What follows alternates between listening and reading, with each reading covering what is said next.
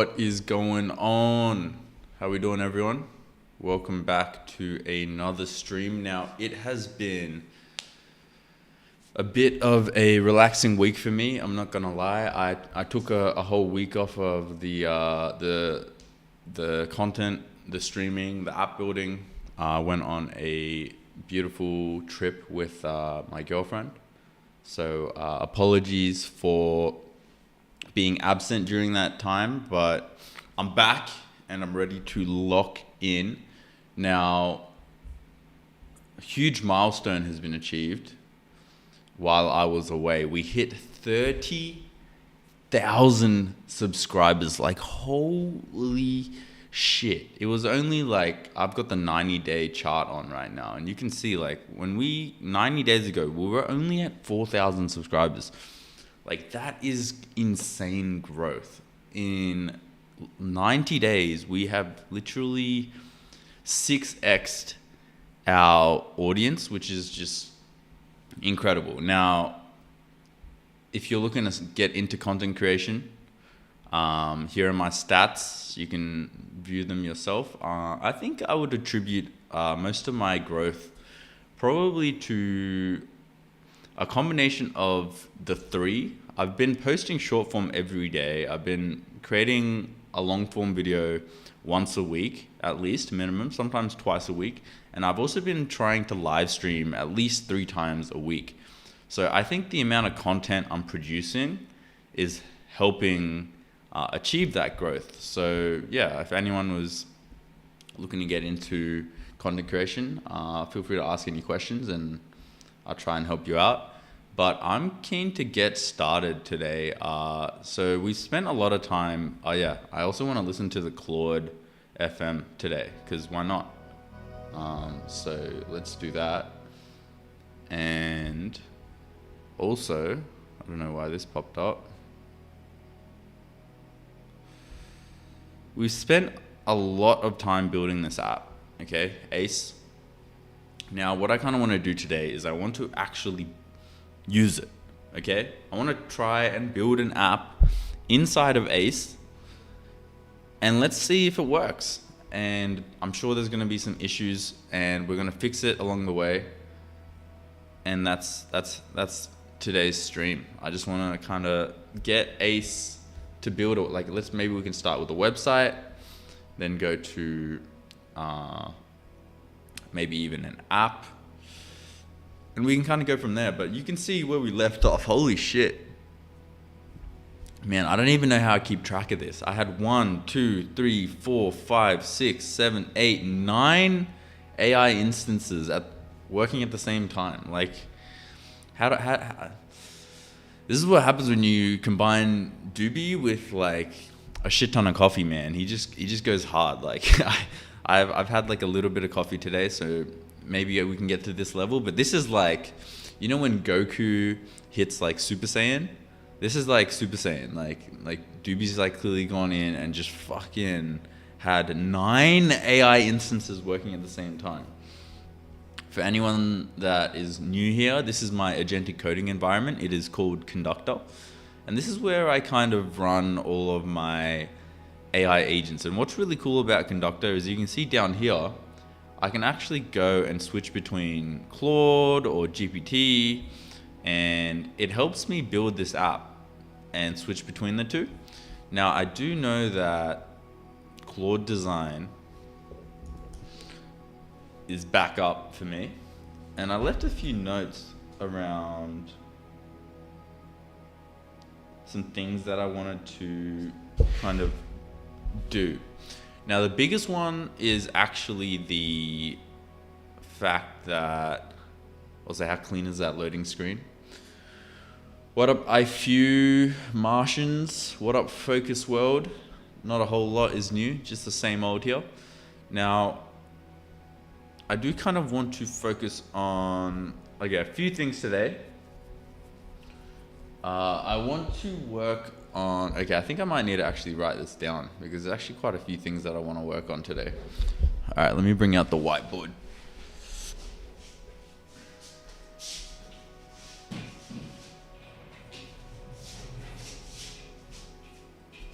You guys see that?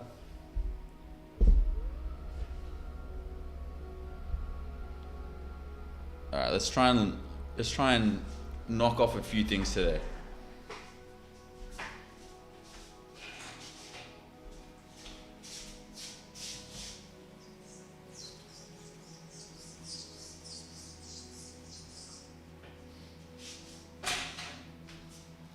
All right, so the first thing that I want to knock off is I want to actually try and build a website through this app, and let's see if it's, you know, saving to GitHub properly, if it's, you know, able to host it on localhost correctly. Let's see if we can like actually accomplish that goal, because we haven't even tested it yet.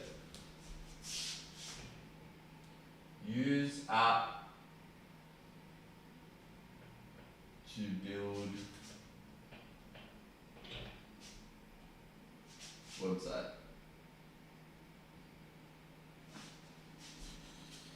All right, and then I think I really want to figure out the onboarding for this, because the onboarding is really important, you know. So that's either going to be through, I think, a combination of me recording a video and also just having a really good onboarding process. So design onboarding process.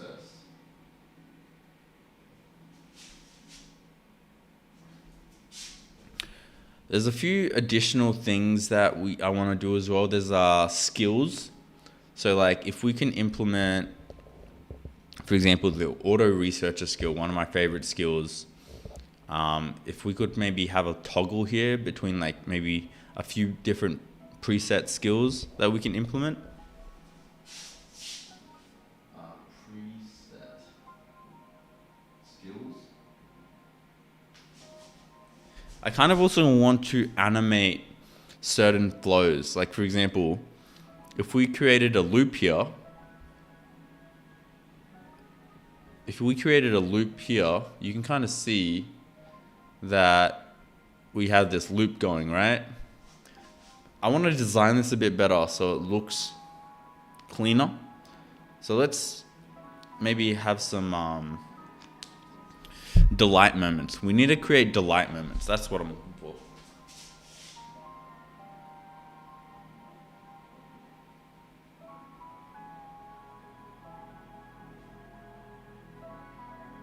This can be through animations. This could be through cool UI.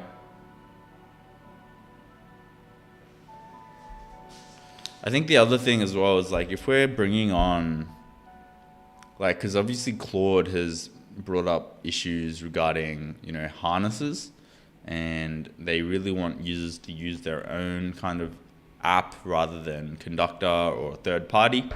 So potentially implementing like DeepSeek.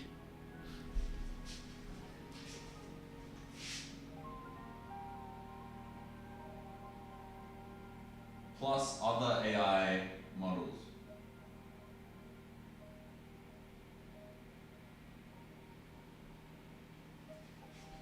All right. And I think that is kind of everything I want to cover. So we've got use app to build a website. You know, we're going to look into potentially, you know, how does it build the website? Does it build it nicer than Claude? Maybe we can even test and see, and maybe even improve the output. Look at how it's being saved to GitHub, if that's all working correctly. Then we can design the onboarding process, Claude design. We can look into how we can make it really simple for someone who downloads the app for the first time to understand how to use it. Preset skills, I want to see like things like the auto researcher skill by Karpathy, just having a few preset skills that people can come in and use without, you know, feeling the stress of having to link a GitHub. Could be interesting. Delight moments. Now this is a big one, right? It's like, what are the delight moments that a user joining the app for the first time are going to feel that make them want to use the app or go, aha, and understand why they got the app in the first place. That's like the delight moment I'm trying to find. And I think we can manufacture that. We just need to be kind of a bit more thoughtful about it. Now, we've also got DeepSeek plus other AI models. You know, this is obviously regarding Claude's recent announcement. They no longer want to do third parties and harnesses. They don't want to support them anymore, or at least they support them through the API. So everyone knows the API for Claude costs like 25 times more than just the subscription, right? So harnesses are essentially dead. So what I'm thinking is, one more thing I want to add. We need to figure out payments, and we need to figure out like a bit more around the landing page, and start thinking about maybe the flow of the user. I think it's good that we start thinking about that now, because, you know, we can just spend 1,000 streams perfecting this app. So I kind of want to get the ball rolling in terms of the sales side of things. So I should probably add payments and landing page.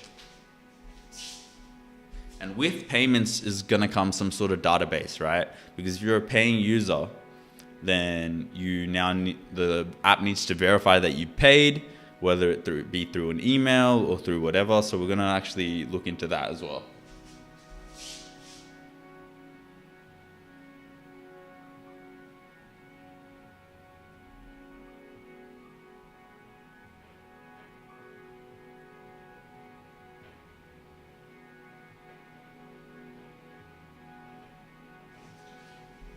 Now, obviously everyone's flow and funnel for their app is going to be different, right? But for me, my funnel is like live streams like this. It's through my Instagram, it's through my YouTube videos. So my funnel is probably going to look more like make content around AI and coding, plug this into my videos somehow, whether it be like a quick 30-second like sponsor slot, make them land on my landing page. Landing page shows like a bunch of features and cool stuff, and then boom, hard paywall, $15 a month. That is probably how in my head I'm imagining the funnel to go. Now your funnel might be different. I'm not entirely sure what your funnel would be, but have a think about, if you're not up to this stage yet, it's worth thinking like, okay, how does my funnel look? And what's one step that I can do to like focus or slowly start moving in that direction? Because at the end of the day, there's a trap that you and I and all of us are facing, which is you can just spend so much time locking in on the app that you're building and trying to fix every tiny little intricacy. At the end of the day, you find growth and you learn, and your app is going to turn out better if you have other people testing it. If you start having people pay, because then they're going to complain because they care enough, because they put their money where their mouth is, and then you're actually having to like spend those sleepless nights figuring out how to debug certain things or fix certain areas. You know, that only comes from user feedback. So yeah, if you're kind of like me and you've just been building this app for ages, highly recommend that you start thinking about, okay, how can I actually sell this thing now? All right, so what's the first thing? Use app to build a website. So, okay, this is like confusing to me. It's like, okay, how would I do that? And what I would like to do is I'd actually like to create a new project, and I'll call this testing website. I call this test website. Now, let's create. Looks like we have a main board here for us already. We open it up. Cool little loading screen. Now this is where I kind of want the delight moment to be, where it's don't know what you want, just prompt your goal. So I would probably say, oh, actually one thing I did notice is when I created a new board, it showed me two options: a pre-made board and a new board. I kind of don't like that there was a pre-made board there because it stops the user going through the onboarding phase. But let me check if this works. Where's my whisper flow at? Also, let me know if the music's too loud.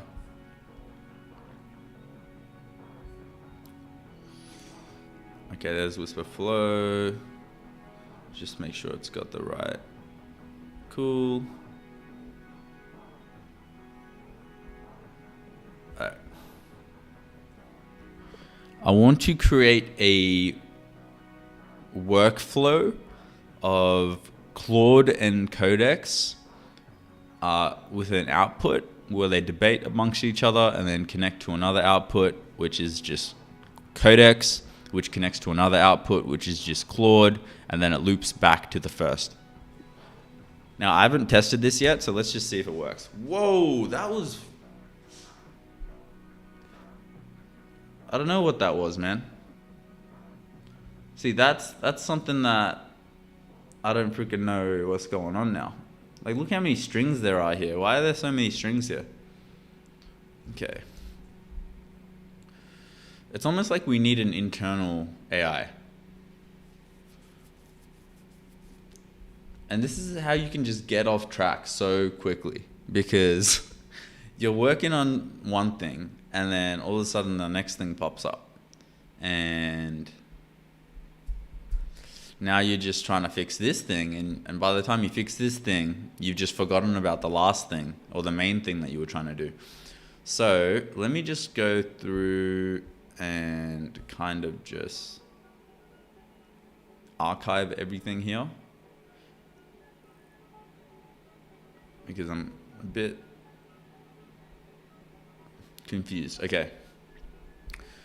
What up, Ducan? Haven't seen you in a minute, bro. Hope you're well. Hope you're doing well. So you can kind of see here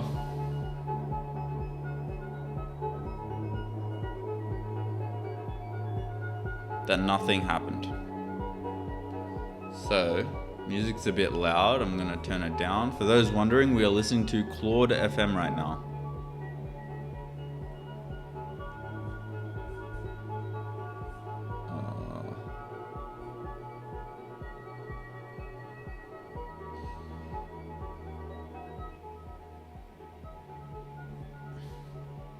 All right.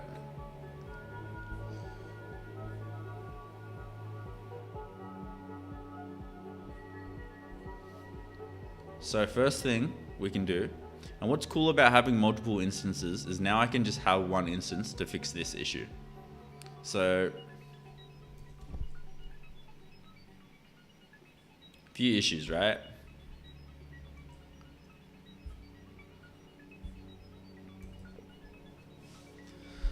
So I prompted my fresh whiteboard and I told it what I wanted. I would quite clearly. I was like, I want Claude and Codex to chat with each other. Here's a prompt.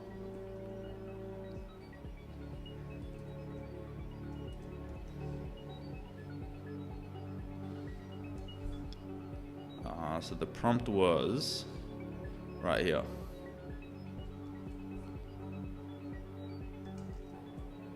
Oh, what? It's not letting me copy. Select board nodes before copying. Alright, well, let me try going here.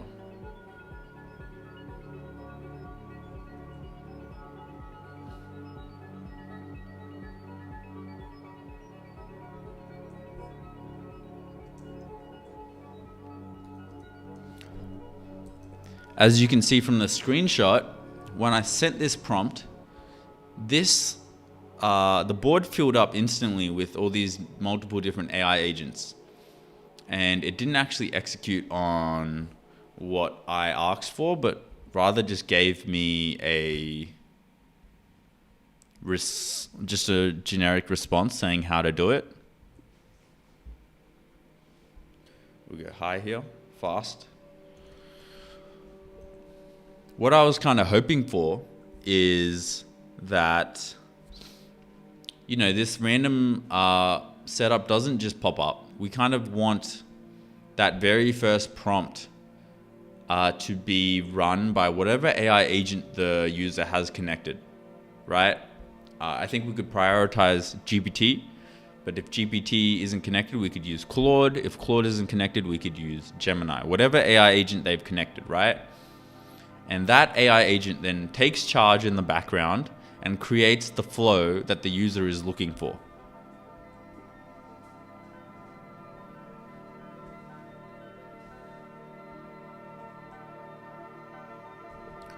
I think maybe rather than it being from the workspace prompt, when a new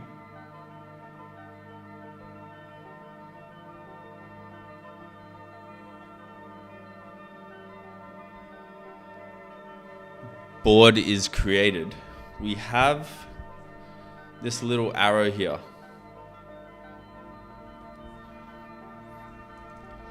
And I think what we can do is replace this with a little chat, and the person can just type in what they want and the chat just disappears. Now, is that overcomplicating things? Yo, Drew, how we doing, bro? Hope you're doing well.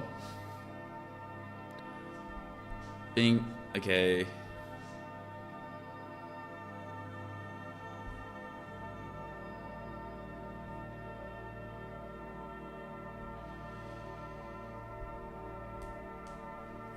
Yeah. This is what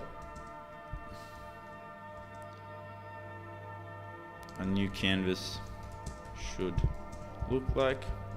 The very first workspace prompt, if the user, I don't know how to fix this.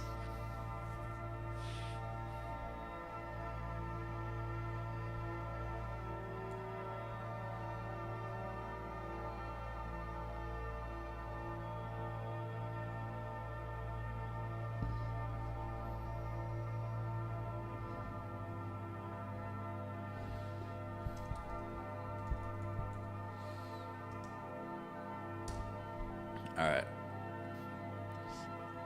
The other thing I've already seen that is broken is when there is only one board in a project, when a user clicks on the project, it automatically cuts through the middle page and goes straight to the board. I think users should go inside of the project space where they can create new boards if they want to, rather than going straight to the one board that they have.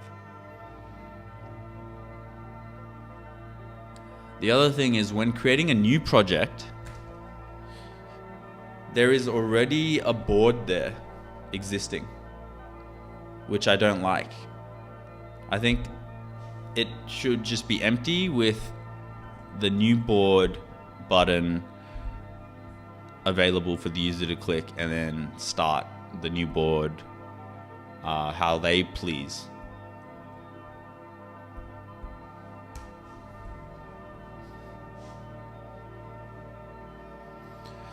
What up, Ryan? Say I'm just getting into AI using different workflows, etc. What would you say the best use of my time would be? Like, what should I be doing right now?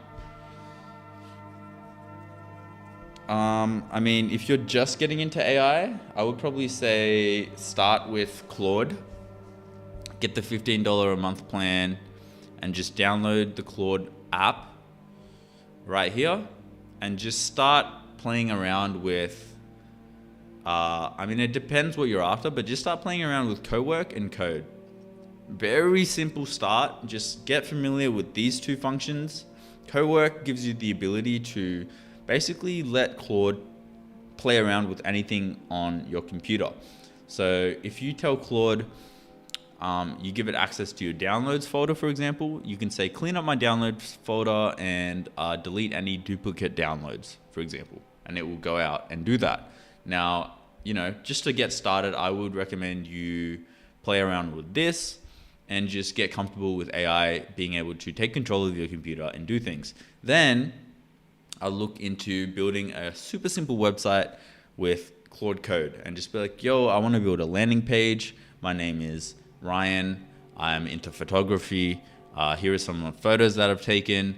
Can we create a landing page showcase of this? This is the kind of design style that I like. This is what I don't like. And then play around with it. And then you're instantly going to be in like the top 1% of people using AI, because right now 99% of people are just using the free ChatGPT plan. So just start there, and then I would look into something a bit more complicated, like I mean, it depends what you want to do, right? Everyone's got a different motive with AI. Some people want to build apps with it. Some people just want to learn how to improve their workflows. Some people want to automate their job. There's a lot of different reasons, right? But there's a big kind of shape. There's a big area of different things that you can do with AI. So you want to kind of get familiar with it so that you can figure out how to accomplish your own goals, right? So I don't want to be too specific. Just get comfortable with those two tools. Obviously, Claude isn't the only AI out there. I just think it's a good user-friendly one. And then, explore other AI models as well. You've got Codex, which is my favorite. You've got DeepSeek. You've got Kimi. You've got GLM. So many models out there. Quen. You just want to kind of slowly get deeper and deeper into the rabbit hole. All right. So let's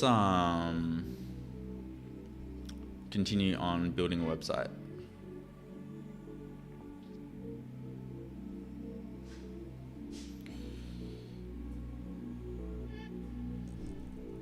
So let's try this. New board.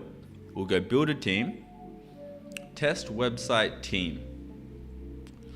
I want to create a landing page for my brand. My name is Doobie. I don't even think my Whisper Flow knows how to spell my name yet. I thought so. What up, Payne? How you doing, bro? My name is Doobie. I really am interested about AI, and I'm looking to send this landing page out to companies, almost like a resume addressing my skills. Could you create a simple landing page? I want Gemini as the... I'm really interested in AI and I'm addressing my skills. Could you create a simple landing page? I'll just keep it at that. What does success look like? A fully deployed landing page on localhost. Working rules. I think we can maybe leave that. We'll go a small team of 3 agents. Continue. So research. First one is Claude. Actually, let's make the first one. Yeah, okay, Claude. No, let's make the first one Gemini. Research. Frames the model. Frames the problem. Finds context and keeps the team grounded. Build Codex. Turns the plan into concrete draft code or working. I'll say almost. I don't even say design, actually. Design the website UI. And I say build the website out. Then I'll have Claude review. Find gaps, check assumptions, and sharpen the final output. Alright, boom. Let's see if this actually works. We have our team here.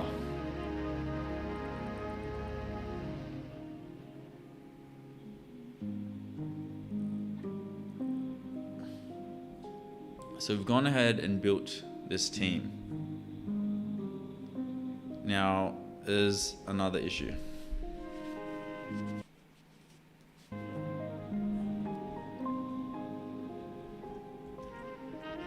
So we've just gone and created a new board, and we went for the build a team onboarding option. and we filled it all out.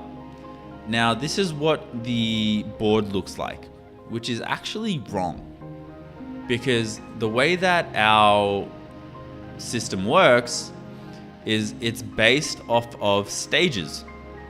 So you have stage 1, which can be prioritized, and then stage 2, which can then be prioritized, and then stage 3. The current setup doesn't actually allow for this flow, and it's actually almost completely different to how our app should function.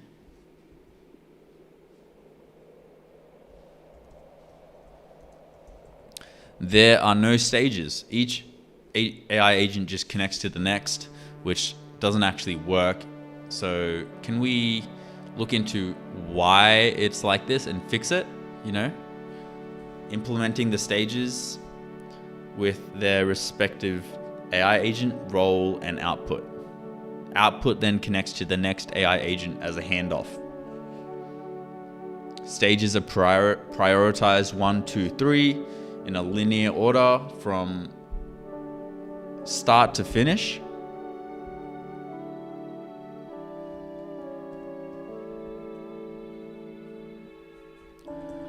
Review agent should be able to loop back. Actually, we'll leave that. Let's just let them fix this first.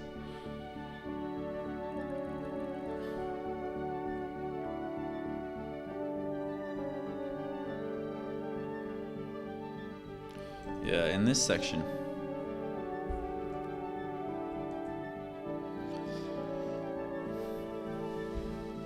Man, so many freaking bugs I gotta fix.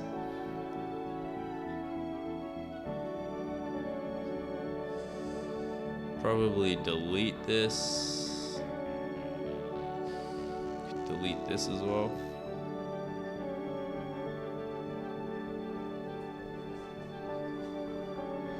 I think we can remove this.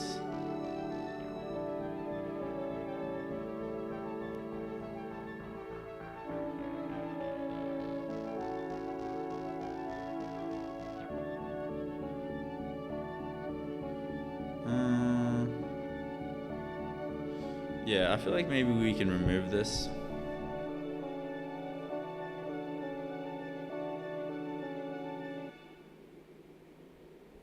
I'm just trying to think what it's good for. Which sounds like nothing. Can we remove this left-hand side menu bar entirely, as its functionality isn't fully clear to me, and I haven't used it once. So I don't think it's even necessarily. It just kind of adds bloat to the app. Clean up the code and yeah, remove this left-hand side bar.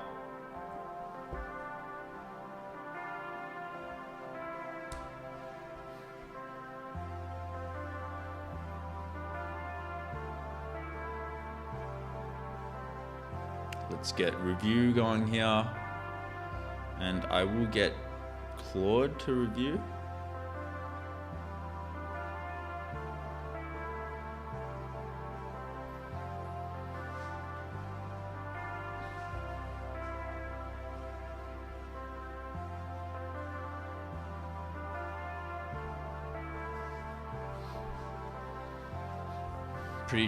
Pretty chill session today. Looking to clock in. It is currently 8:30 a.m. here in Australia.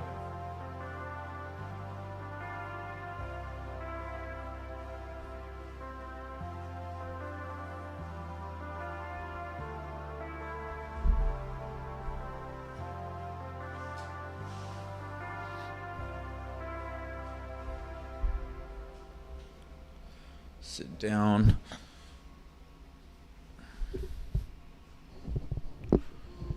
All right.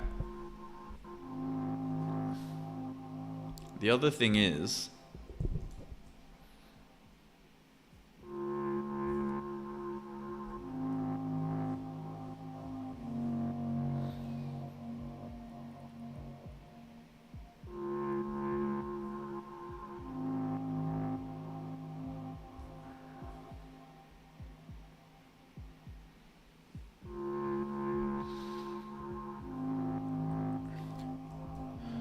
after I hit the build button and gave it my goal and asked for the setup that I wanted, we kind of were just left with this board, and it didn't start, and I didn't know how to start it because the mission is there.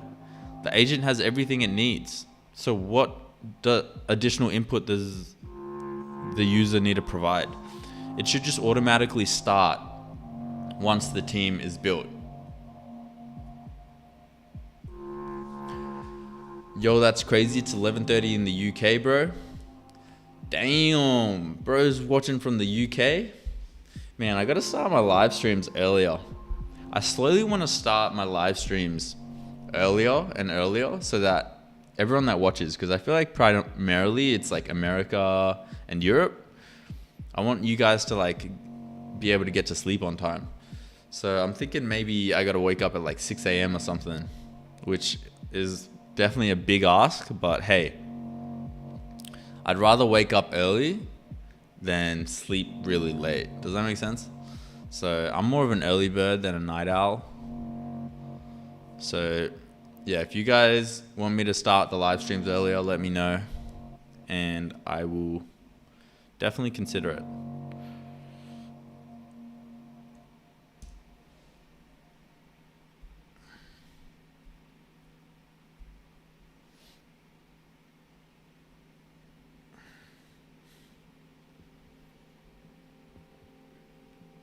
Project board entry flow, no findings. All right, cool. We can go ahead and merge.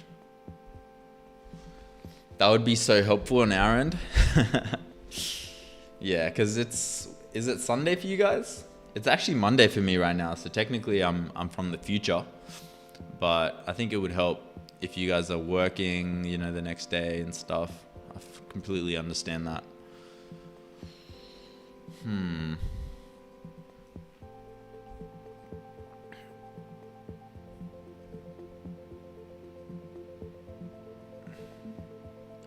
Going back into, I'm gonna let these all run.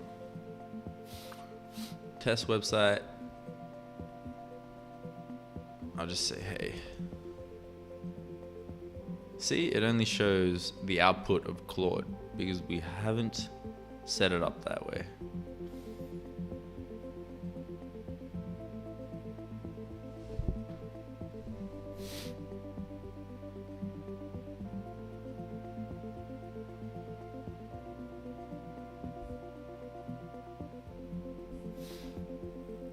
All right, let's go into Claude design. We've got Ace over here.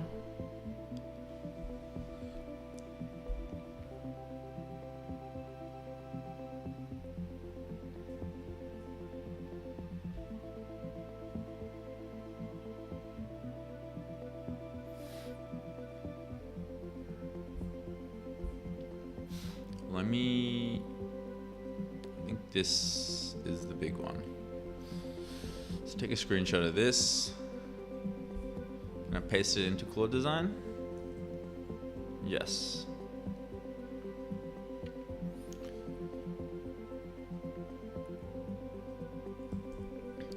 So we've made some pretty big changes since we generated this design. And we have this thing called stages, which is basically how one section hands off to the next section. And it prioritizes in a linear fashion, you know. Stage 1 is the research, stage 2 is the build, stage 3 is the review. Now this is kind of a screenshot of how it looks when a stage hands off to the next stage and then loops back into the previous stage. And I kind of want to improve it and make it more kind of visible and kind of pleasing and aesthetic to look at when a loop is initiated. So can you help me design this?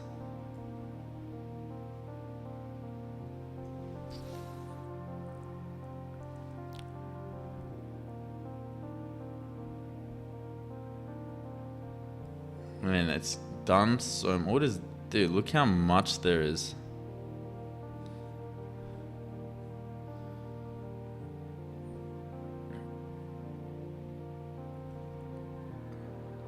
It might even be worth starting from a new one. Let me do that. Oh damn, getting advice from the future right now then. If it was earlier, I'd be watching the whole live for sure. Okay, good to know, good to know. What up, Flame Beast? Cool name, bro. We'll go Ace. Onboarding.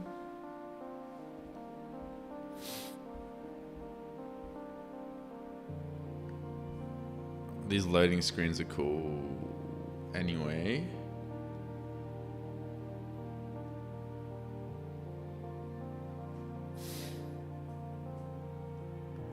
This is why it looks like that, because this is kind of what the onboarding UI said. What are you making? I'm making a agentic coding environment.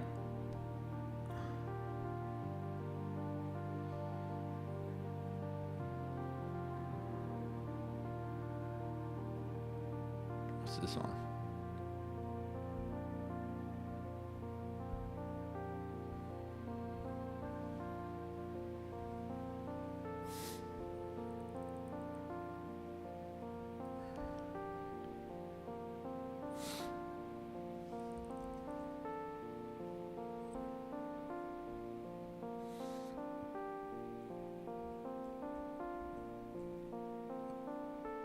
Start from here.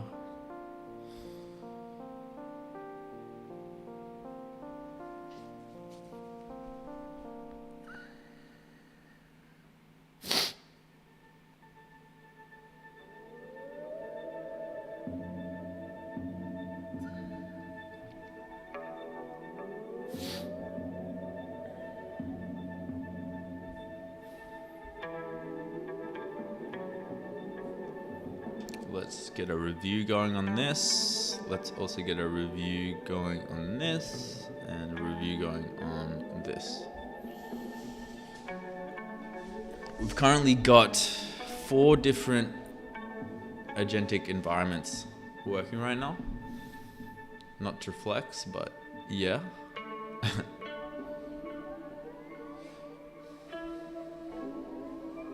I've tried doing a bunch of stuff with AI and can't ever make money. Been trying dropshipping recently, 0 sales. I think your problem, Flame Beast, is that you're jumping around too much, bro. Like, you gotta understand that the competition is so big right now. Like, there's so many people trying to make money with all these different methods. What differentiates the people that have been winning with the people that are losing is the people that have been winning have been focusing on the one thing for a very long time. So the competition for them is actually a lot lower if you think about it, because how many people have been dropshipping for 3 years? Not many.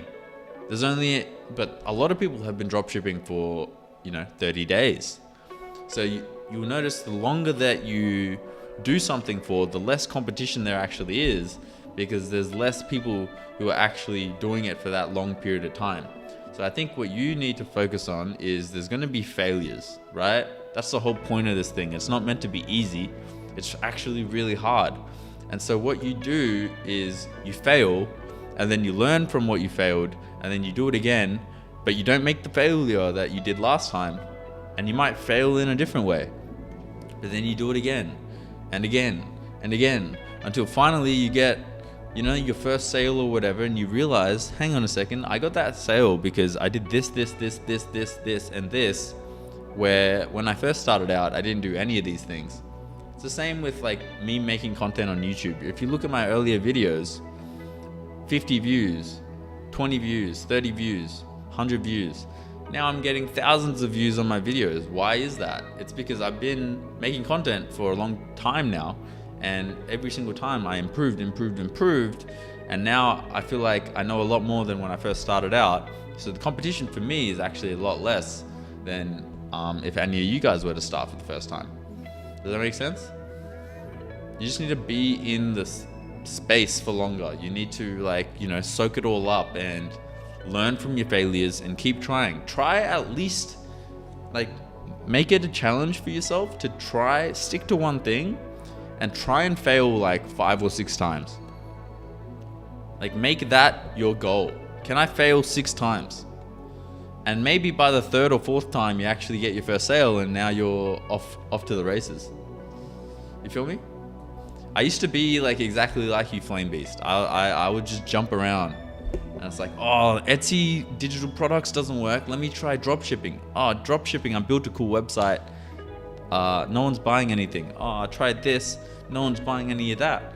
Let me try this, that, this, that, this, that. Nothing works because you're not spending enough time mastering it.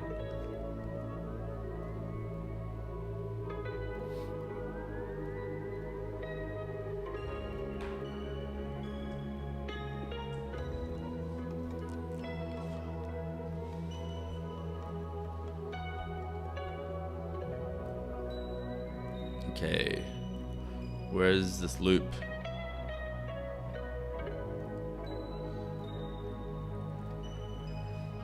Okay, loop's looking good.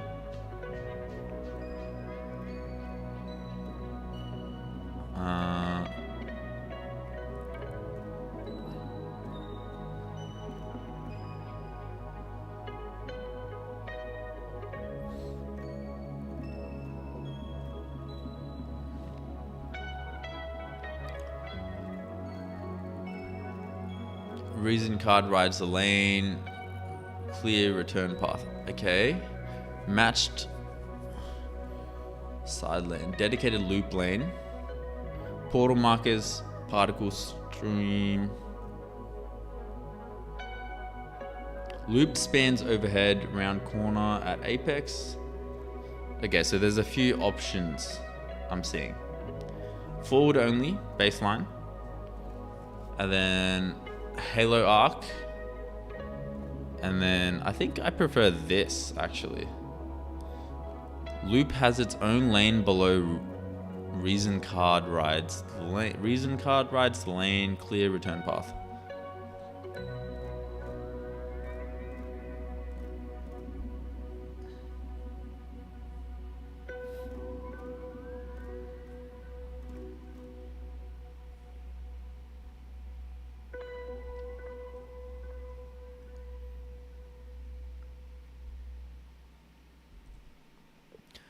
I kind of like the dedicated loop lane.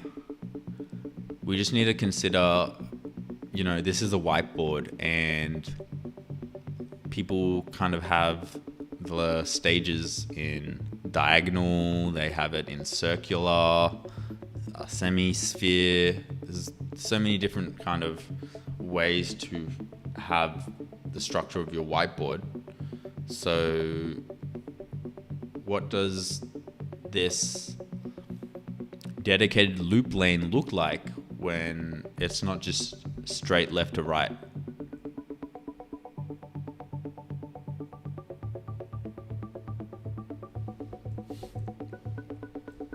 Also, the stage 3 review might only need to go back to the build stage, for example.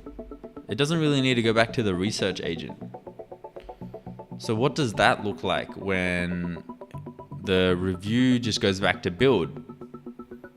And how does the build...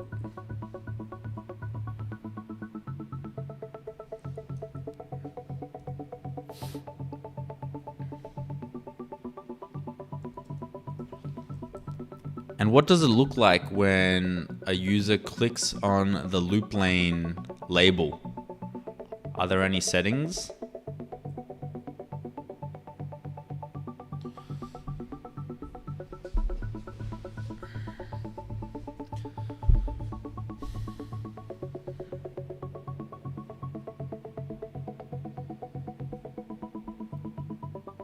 Merge this.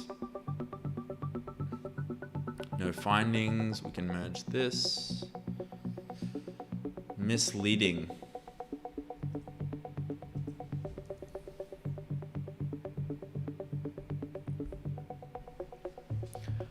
I've seen a lot of topics about AI will be the next thing in this generation, but I really don't know where to start. I've subscribed to Claude, but I don't know where to start, what niche I should follow. I mean, I'd look into like, what is your interest, you know? What are your hobbies outside of AI? You know, do you like soccer? Do you like plant gardening? Do you like rugby? Do you like anime? What is like your hobby? For me, it's coding with AI. That's why I'm building an app that helps with coding with AI. But for you, it might be anime. So think about, you know, maybe you could create anime characters that you can talk to who are just AI, just ChatGPT rappers. Maybe with gardening, you can create an app that helps you with gardening. Takes a photo of your garden and then analyzes what needs to be done, or gives you different images on how you could make your garden look. You got to think about the hobby, because you can't just be good at AI. You need to also have a life, and it's the combination of the two that makes your creation unique and, you know, different. You can't just be good at AI and it's like, okay, I'm good at AI, now what? That's not the point. The point is that you're bringing your world that you've experienced through, you know, your love for soccer, and then combining it with your knowledge of AI, and then building the app that combines those two worlds. That's what the goal is. That's at least how I see it. Hey, I know I'm late, but what are you building now? The App Factory? I've also been working on my own. Got my first app submitted yesterday, still waiting on review. Yo, congrats, Bizzle. So I'm currently working on this app called Agentic Coding Environment. And the whole point is kind of to give people the ability to create complex workflows like the App Factory, for example, inside of this kind of app. And it lets you kind of manage it. And the App Factory is actually going to be like a template that I let people use inside of this. But yeah, that's kind of the whole thing. Can merge this. Let's look if Claude Design has come in and done much.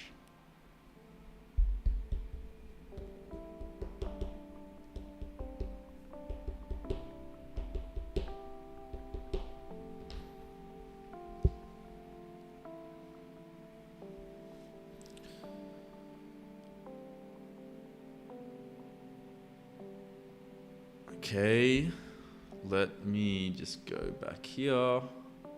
Test website. If I built a new team and I just went continue, 3, continue.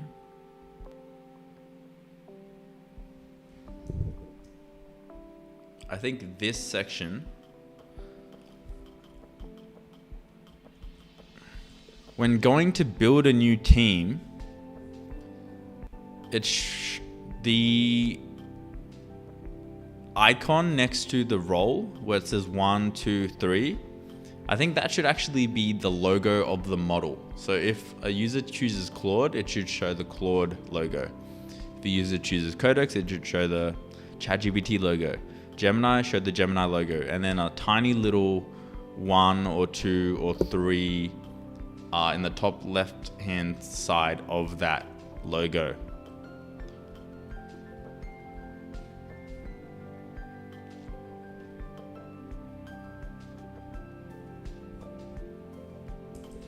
I also think there should be a little. Alright, you know what? I might get Claude Design on this as well.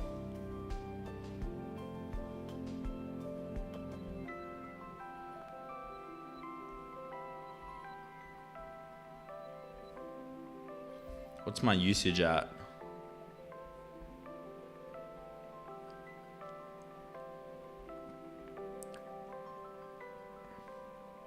We are at 8%. Okay, that's pretty good. That's pretty good. That's a lot better than I thought. So,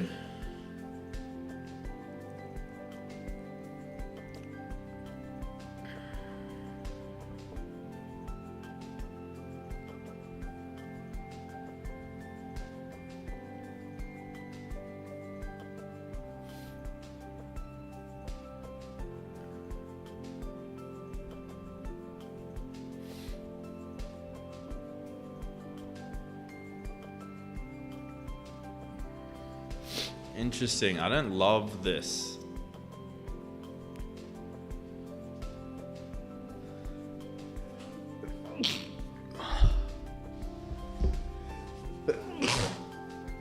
Oh man, my hay fever.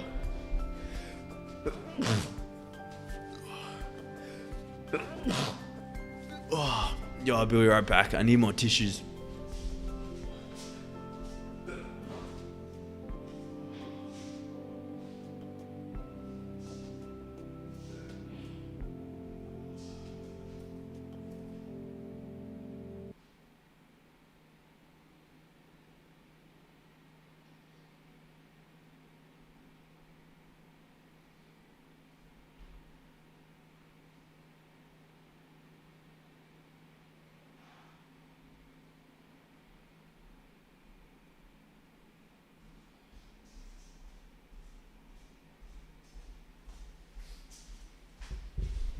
Man, the hay fever here is crazy. There's just so much pollen and dust in the air. It really messes up my nose. Okay.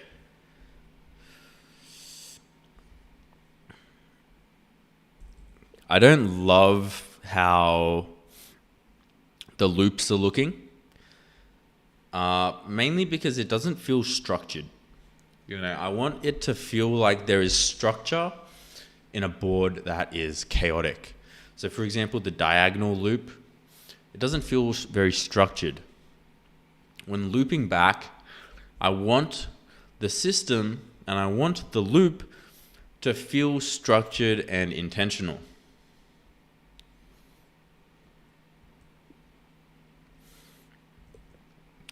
Bringing a level of organized chaos, if you will.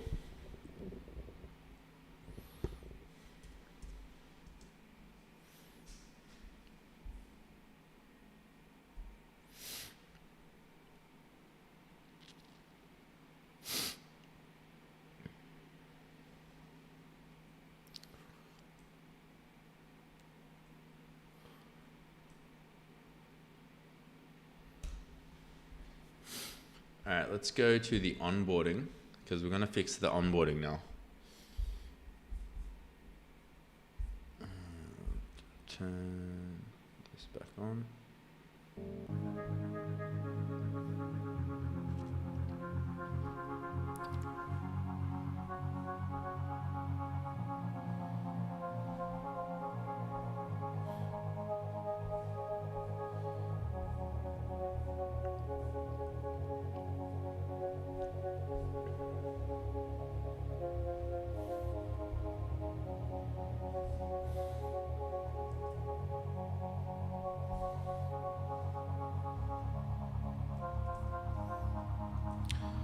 When showing the when going to build a new team, it's the icon next to the role. It says 1, 2, 3. I think that should actually be the logo of the model. If the user chooses Claude, it should show the Claude logo. If the user chooses Codex, it should show the ChatGPT logo. Gemini should show the Gemini logo, and then a tiny little 1, 2, or 3 in the top left-hand side of the logo.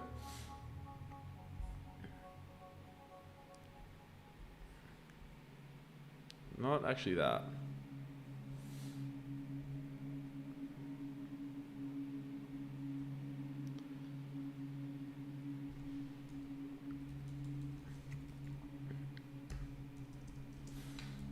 I think the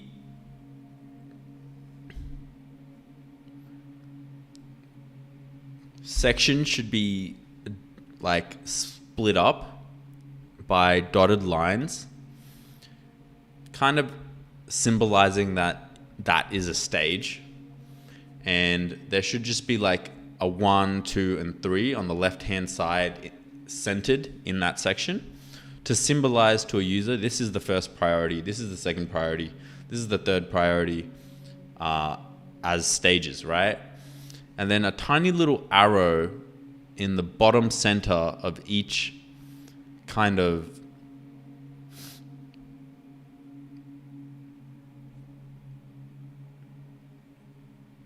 role section that points to the next one. And I think these should be draggable as well. So I might change my mind and go, hold on a second, and drag the second role onto the first section. And now that is the number one priority in the stages. And this should be obviously be dynamic based on 3, 5, or 7.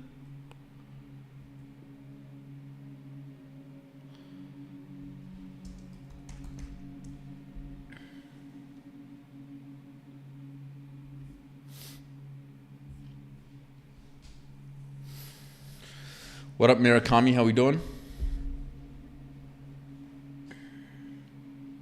That's pretty cool. I'm definitely going to be on the lookout for it when you get done. So you're building like 3 AI agents talking and working together and building you what you ask? Yes, pretty much. Seems like a big project. How much longer do you think you have before it's production ready? Well, I want to make it kind of ASAP. Like this week, I'm going to lock in and try and get this going because I really want to get this live. And also, will it have the subscriptions included, kind of like Corsa? No, it won't. So what this does is it connects to your pre-existing subscriptions. So if you have a Claude subscription, it'll connect to that. If you have ChatGPT, it'll connect to that. And that's actually the best way to connect to people because it's actually way more expensive for me to pay for the subscriptions because I have to pay for the API fees.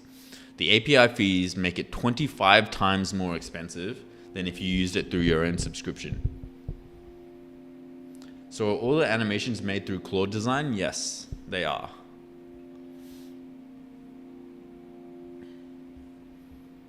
Most of the UI, everything about it is, made through Claude Design.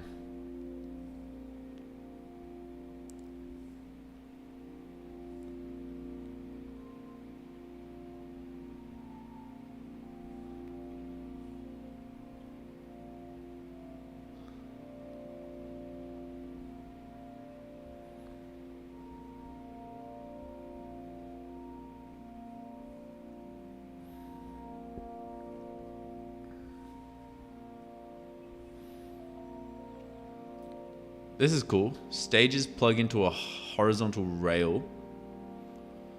Perpendicular drops, stations marked.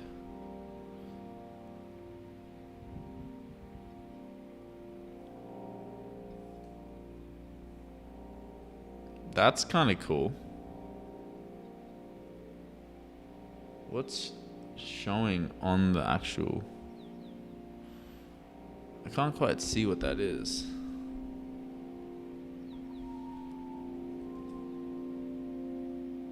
It says V2. The rail is kind of a cool vibe. I'm not gonna lie, I'm kind of vibing the rail. A rectangular track wraps around the participating stages. Carriage circulates with the active revision.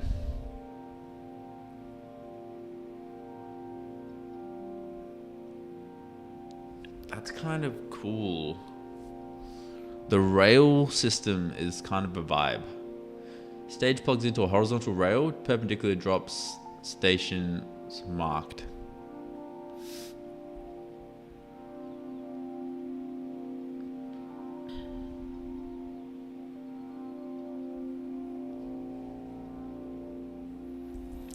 I really like L, iteration track, regular conveyor. I think the iteration number going around is a bit tricky to read. So it doesn't feel like it adds a whole lot. If anything, it kind of just makes it more confusing. But can we actually clean up all the wireframes around the previous loop options? And let's just focus on L and how L would look in different scenarios that we've discussed earlier.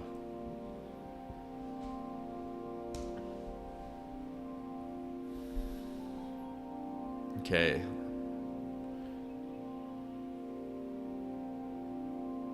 This is still going.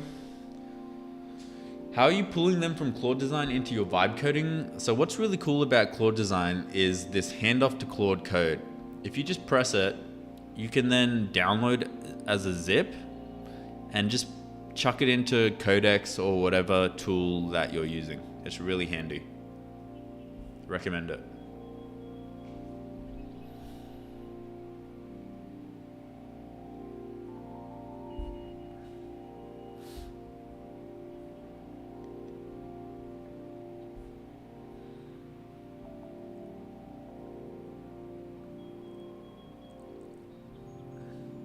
So if I was to build a team now, I would say build me a website around photography, a website fully functional on localhost, landing page,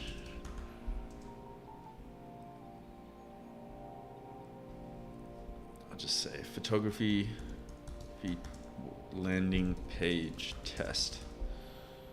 Continue. Team of 3. Claude, Codex, Gemini. Yeah, sure. Build. Now let's see if this works.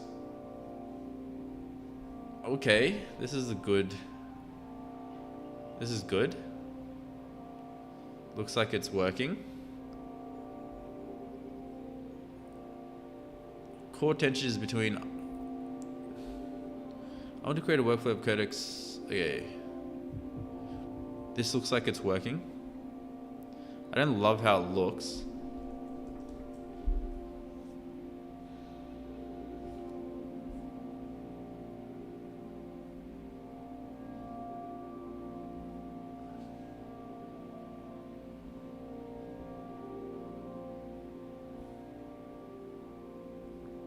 Okay, it's cleaning up everything. Now over here,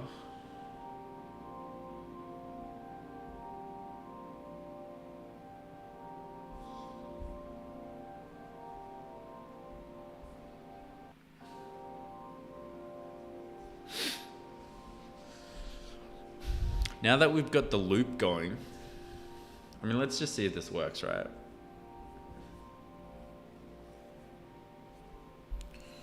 Build me a landing page.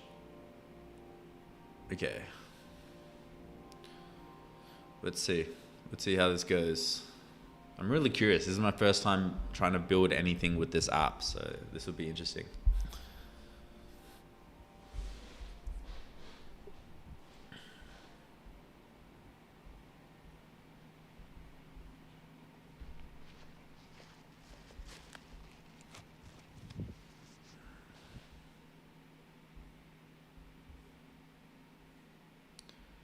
Oh, nice.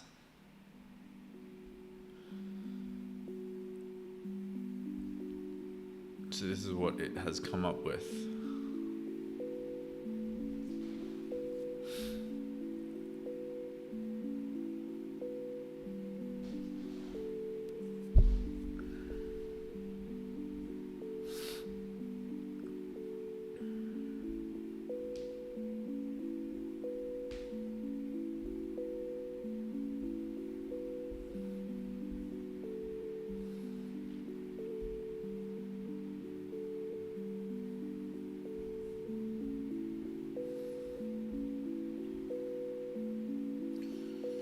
Three in progress. Okay.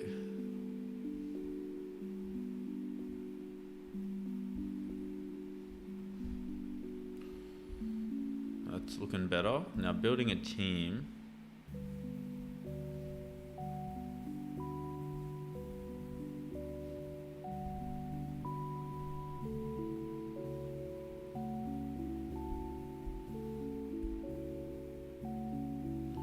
I don't fully see it. Where is it? Is this it?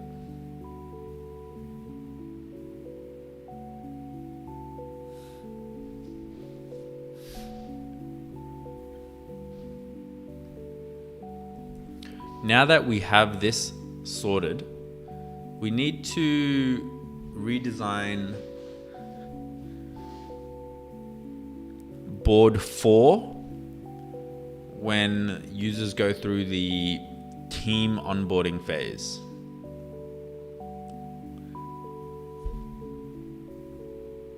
As the showcasing is actually incorrect. You need stages and different priorities to go through each option, right?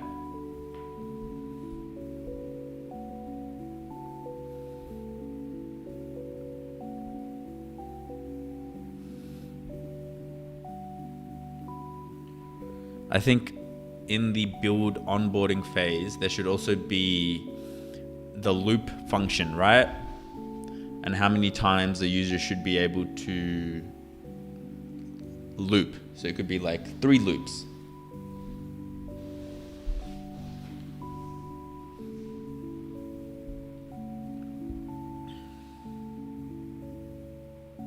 Some sort of toggle. And then how that would look, like different builds and different team builds, how that would look on the board. I think we need to kind of showcase that, whether it's 3, 5, or 7.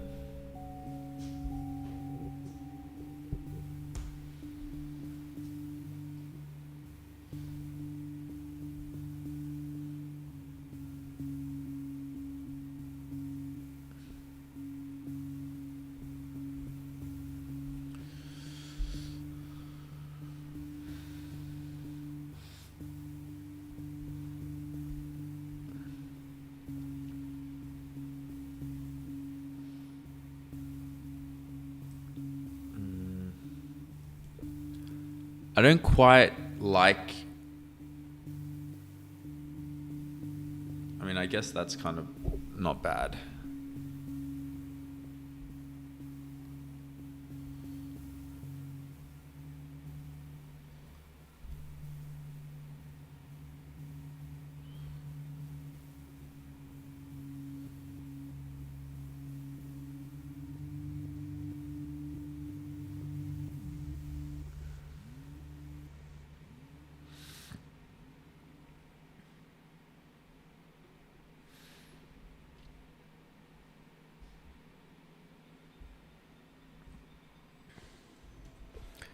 Clean up everything except for the new onboarding system we have created.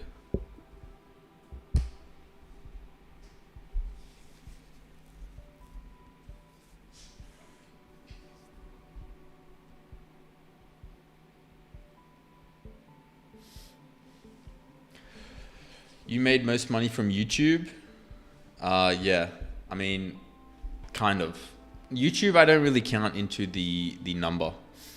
No hate, but you're low-key chopped without the goatee.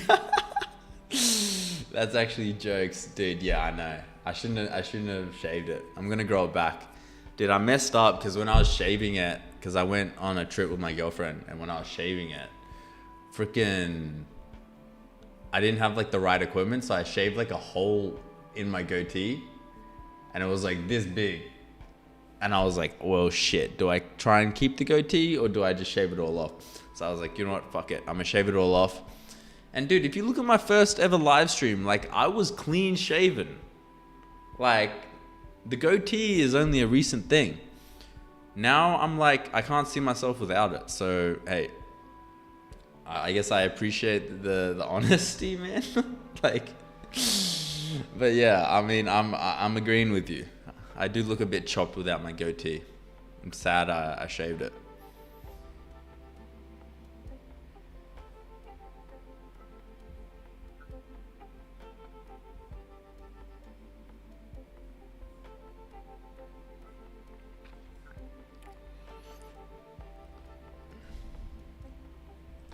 Remove screen 4. Board configured. As this is an incorrect representation of what actually happens. So I don't want the AI agent to get confused.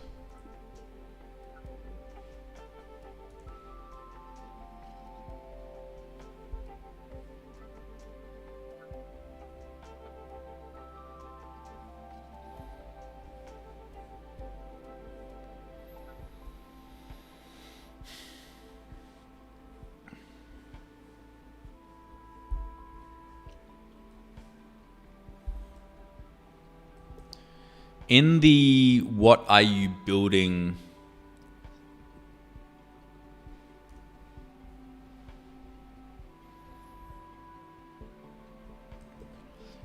in the mission and goal kind of onboarding, the user should also have the ability to drop documents. You know, maybe they've already done some preparation prior. They want to drop in a screenshot or a research paper or some sort of documentation like that. They should be able to drag and drop or upload. There should also be a small mic icon next to the text bars. And this lets the user just talk and we transcribe.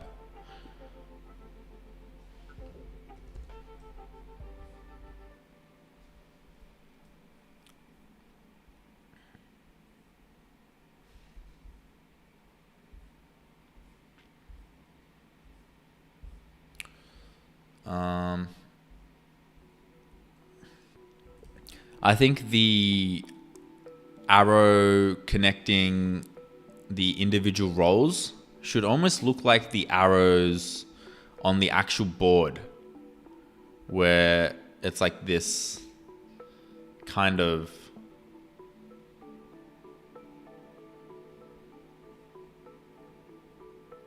glowing string, right?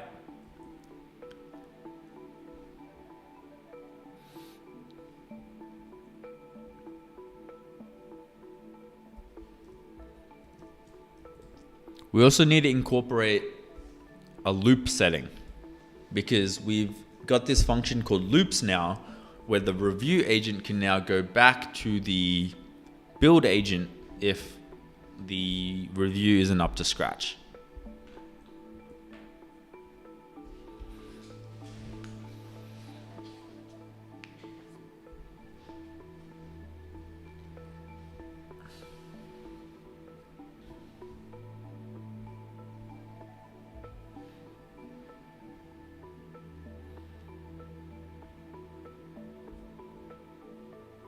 All right, let me go back here.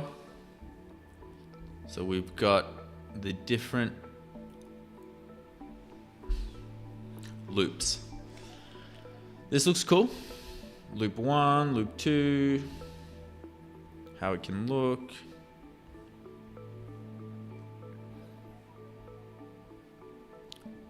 So you can click on it and it will give you these options. Max rounds, stages and loop, reviewer reports blockers,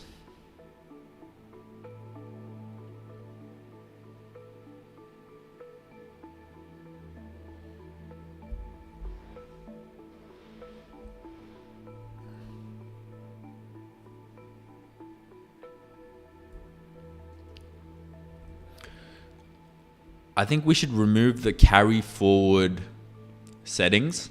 That should all just be internal.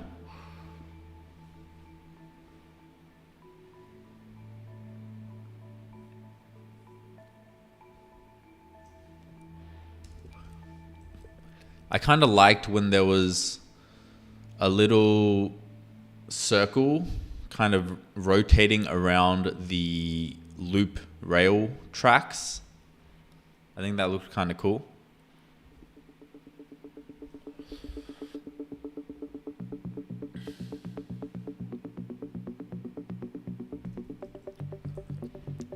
Maybe the circles could be different colors based on the different models that are inside of the loop. So if it's just ChatGPT and Claude, it could be green and orange.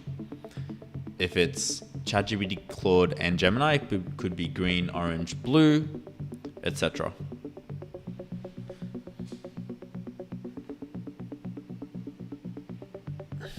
Question: what services did you actually sell to make so much money in only 50 days? You can read the description. It gives you a full kind of breakdown on everything that's happened in this journey so far, but I haven't sold any services. It's purely been through building an app, building 2 apps.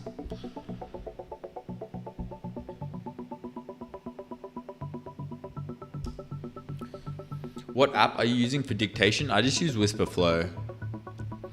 You know, there's so many dictation apps out there. There's free ones, there's paid ones. They all kind of do the same thing, but Whisperflow is just the smoothest, you know, by far. It cleans up your audio. You can copy it from the app if it's doesn't send properly. It has like a nice hotkey section. Everything about Whisperflow is just nice, you know. They have the most funding because they're the biggest, so they are able to make the cleanest app for it, you know. For some reason, every time someone decides to start Vibecoding, the first app that like 50% of you guys like to make is a voice annotation app. And, you know, I've been there as well. I freaking wanted to make a voice annotation app because it sounds so simple and easy. And it's like, you know, Whisperflow's making billions. Maybe not billions, but they're making millions, hundreds of millions from something so simple. So why can't we have a piece of that pie? It's just so funny because it's like, can you make it as good, if not better? Because the way they've done it is very clean. Everything, like from the little icons here, like look how quickly it's able to, so you've got a scratch pad, like, I don't know. You've got like output options. I didn't even know about this. It can polish, prompt engineer. Oh, prompt engineer, what's that? Actually, I haven't even looked at that. Constructs optimal prompts. Improve clarity and conciseness. Ah, interesting. I like this. Let's try this out. Prompt engineer.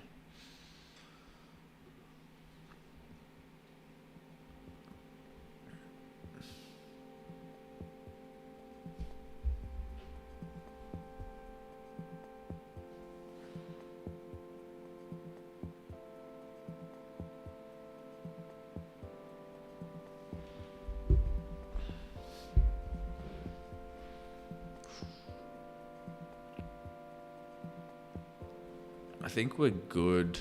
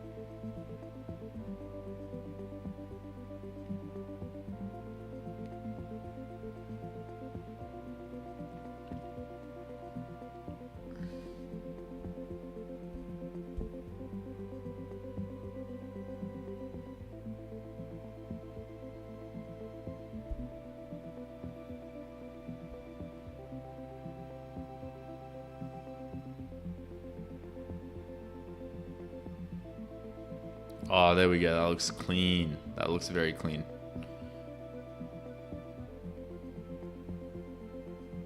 Dope. Dope, dope, dope.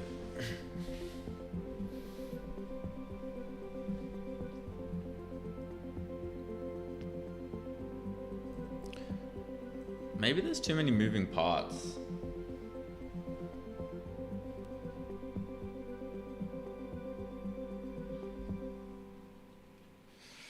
You've been using it for a while now, so you must have run into something you don't like. What gripes do you have with Whisperflow? I actually don't have any issues with Whisperflow. That's why I like it so much. Like, it just does the job, you know?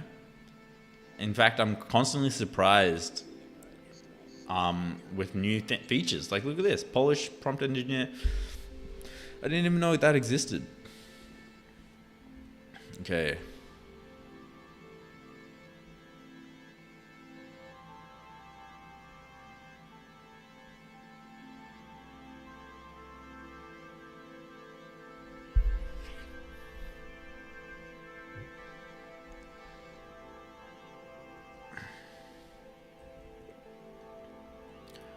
Okay, now it feels like there's too many moving parts.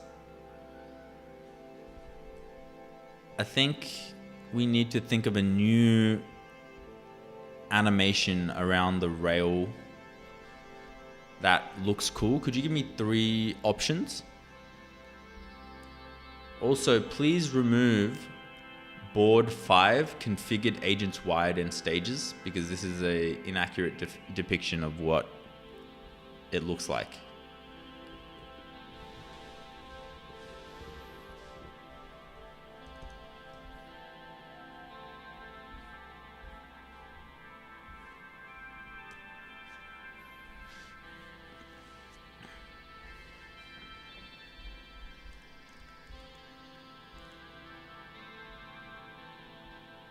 Okay, that looks clean. Can I share this?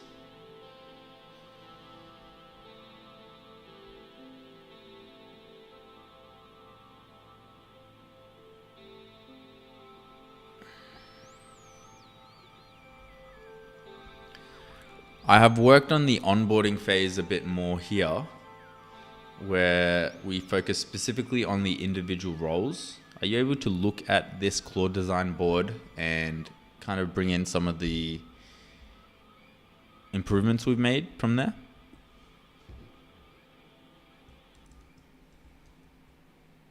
All right, let's see if this works.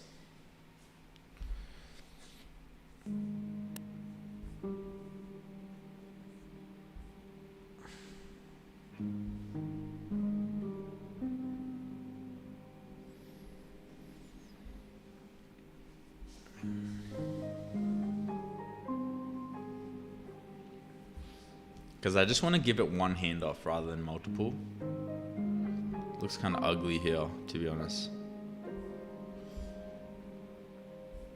Did it build the app though? Let's have a look. So no output.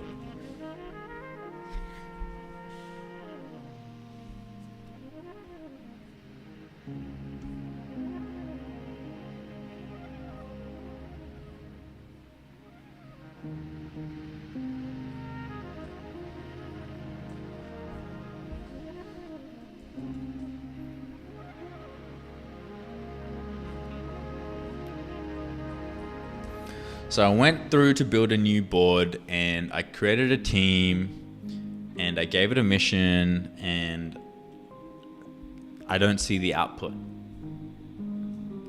Something is clearly broken and not working correctly. We need to think about, how does the user see the output? Is it on localhost somewhere?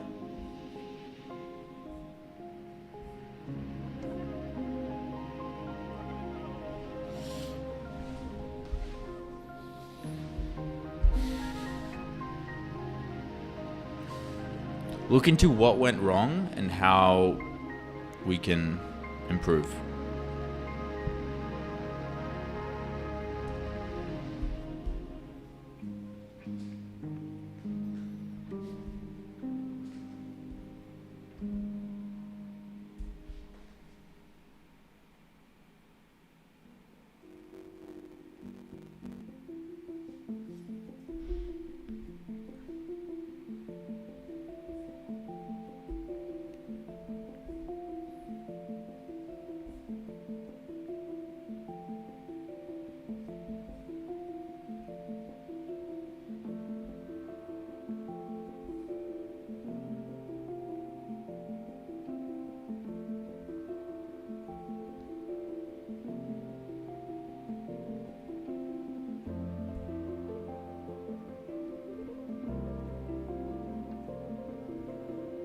It took that out, yep.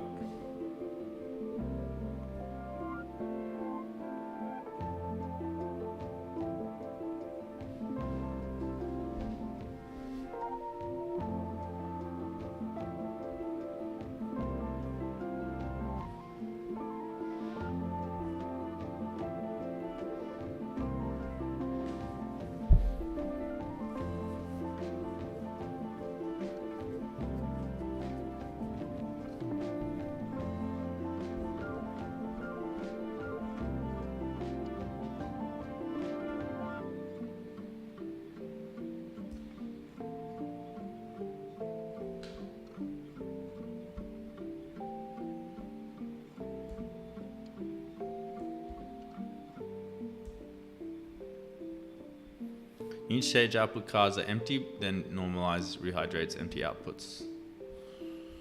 Okay.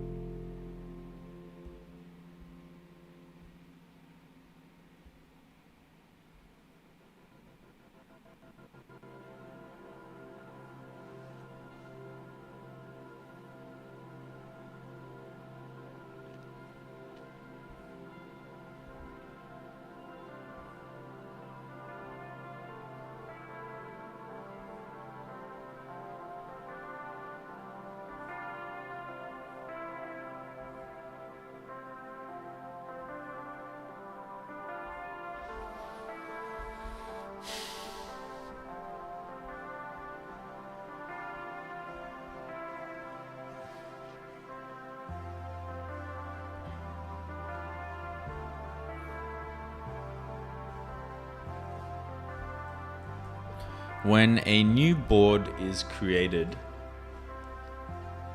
how is that connected to the GitHub repo?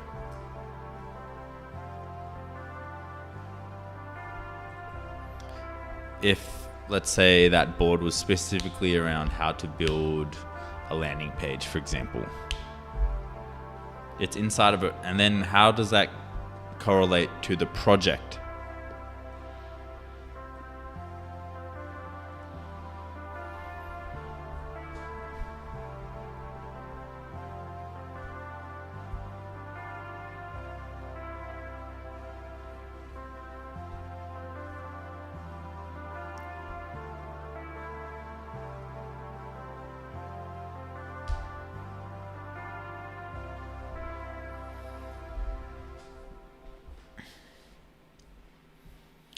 Starting to think if we even need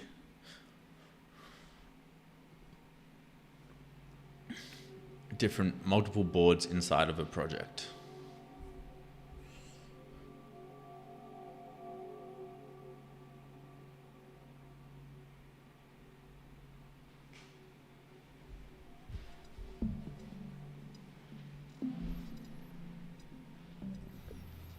I no longer see the use of separating projects and boards.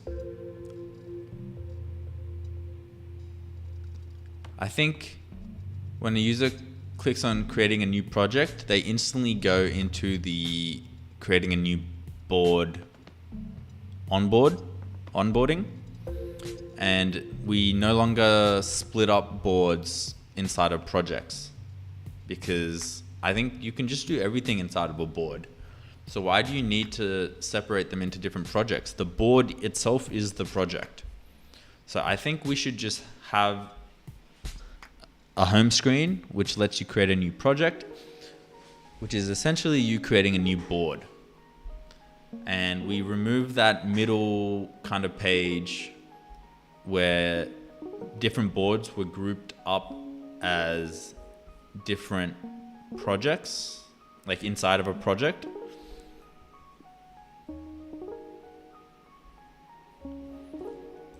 This all started because we wanted multiple different agent instances inside of a single space. However, now we've made so much development that a single board can have multiple different AI instances. So the board itself is the value now, it's not the project. So can we reconfigure the flow of our app? So the home page has projects, and you can click on one, and that is essentially you clicking into your board.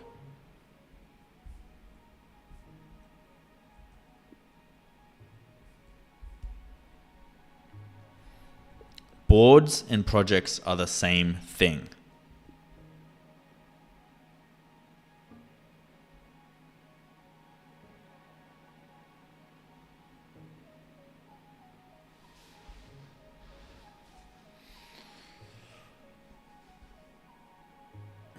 Bro, why are you sticking with OpenClaw over migrating to Hermes? What do you mean? I use Hermes. I haven't spoken about OpenClaw in like a very long time.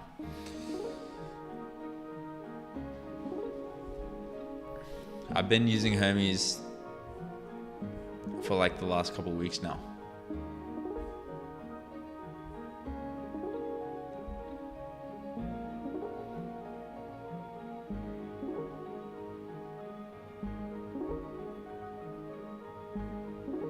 So if I go to home and then delete,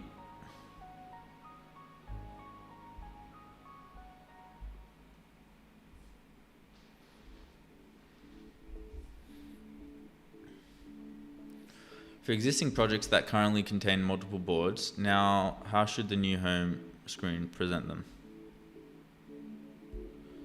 I deleted all of them. When the user clicks new project, what should happen? Board wizard directly. Open a single create flow where naming the project and composing the board happen together.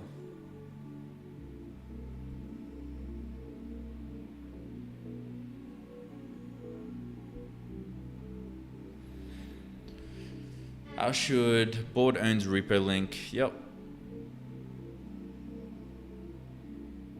Boom.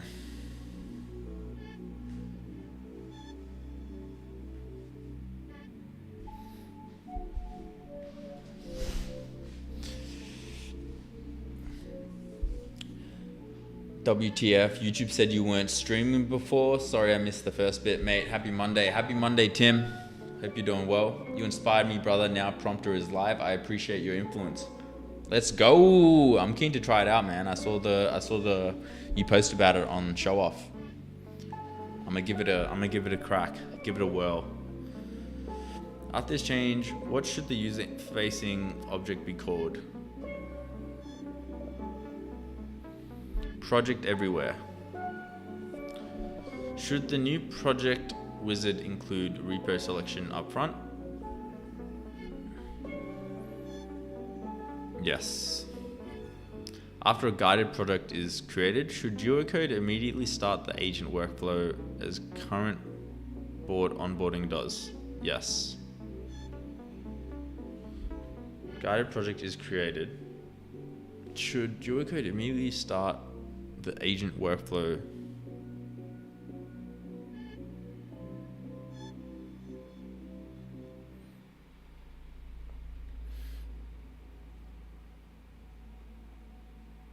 Yeah.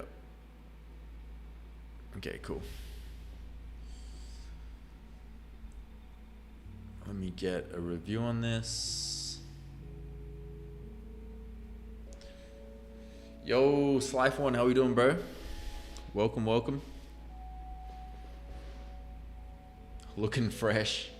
Bro, someone in the chat earlier said I look chopped because I don't have a goatee anymore. Like, I shaved it off because when I was in Melbourne, I accidentally shaved a bit too much and there was like a hole in there. So I just shaved everything off. And now I'm waiting for everything to grow back. Someone in the chat said I look chopped. Bro, my soul left my body, bro. My soul left my body.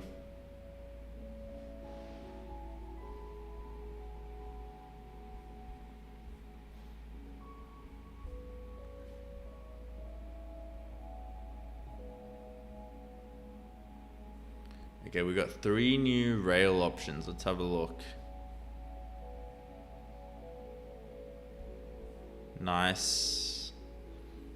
Okay, cool. Am I able to like scroll, or what's the go here?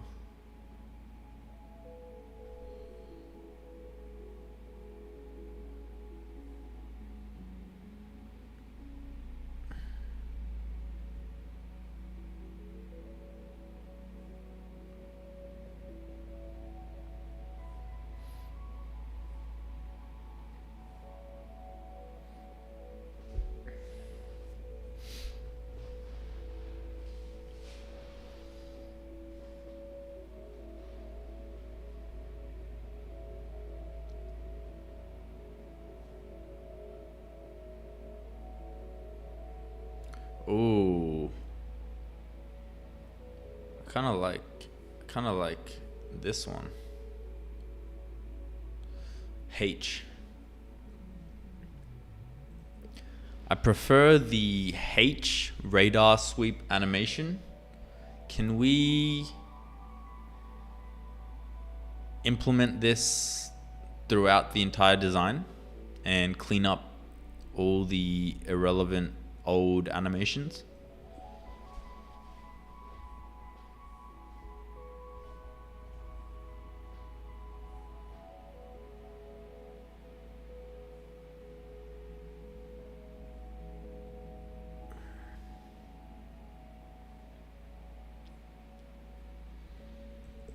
Also, our current onboarding phase seems to skip the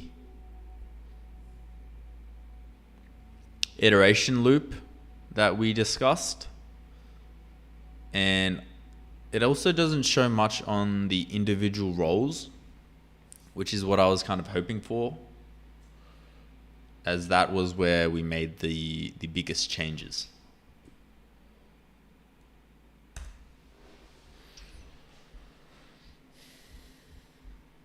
Wait, you were in Melbourne, you didn't hit me up? What the fuck, bropey?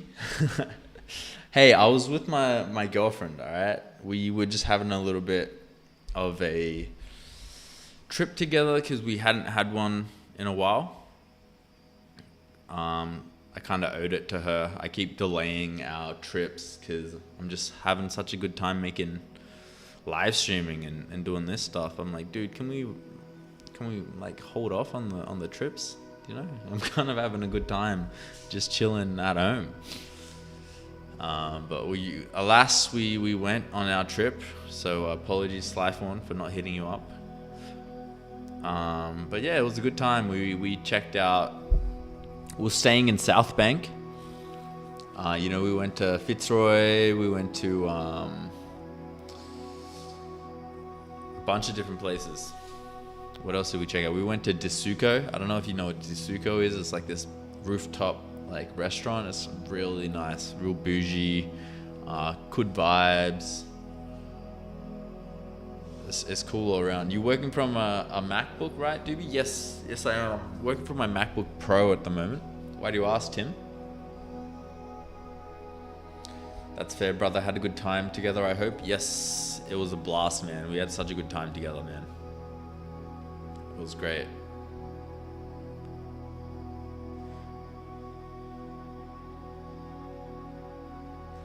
Bruh, don't you dare say you went out to Ballarat. Don't worry, we didn't go out to Ballarat. Is that where you're based? In Ballarat? Dude, isn't that where all the gold and the Eureka and stuff was all that was going on? MacBook is portable, bring the vibes with you on trip. That's true. Hey, I definitely thought about it. The thing is, if I live stream from my MacBook, it's like a different vibe to when I'm connected to like my setup. You know what I mean? Like, because I've only got one screen. I feel like when you're live streaming, especially like the live stream that I'm doing, you need at least 2 screens, like minimum.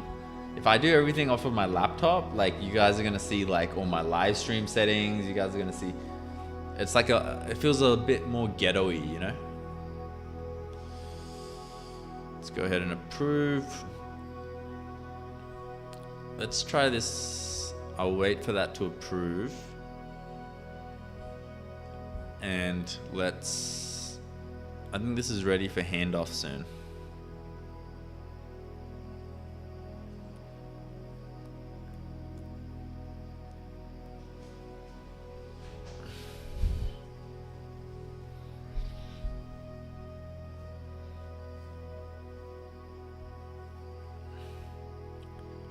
I don't see the mic icon anywhere.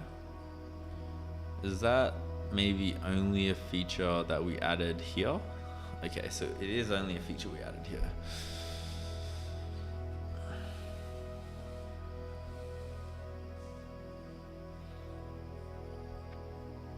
Okay.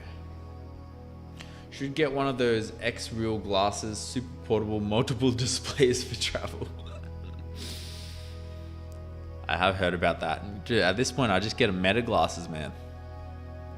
Start doing IRL live streams, you know, while I'm walking around the street.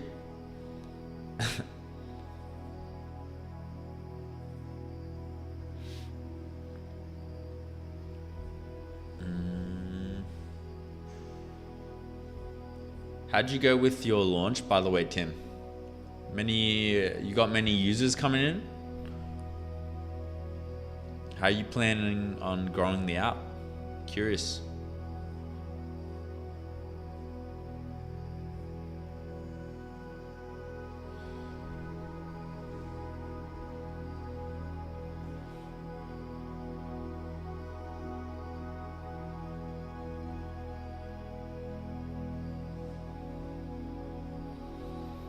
Okay, while that's going, we can...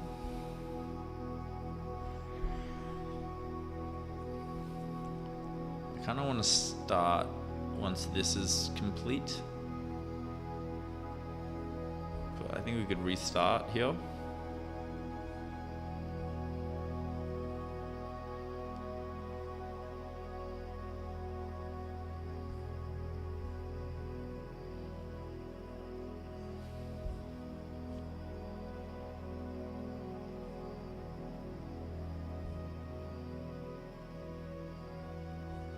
What's my usage looking like on Claude right now? 47% for Claude Design. I mean, it feels like it's gotten better, actually. The Claude Design usage limit would have been out by now for sure.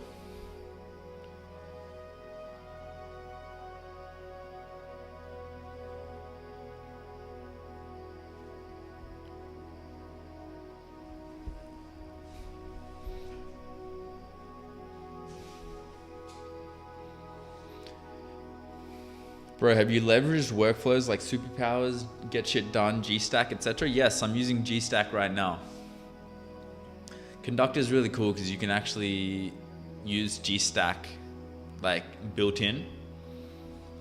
And I kind of want to implement that into here as well, actually.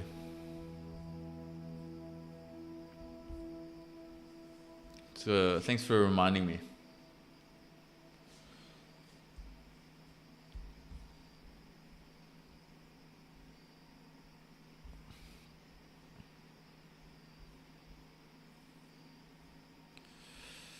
Okay.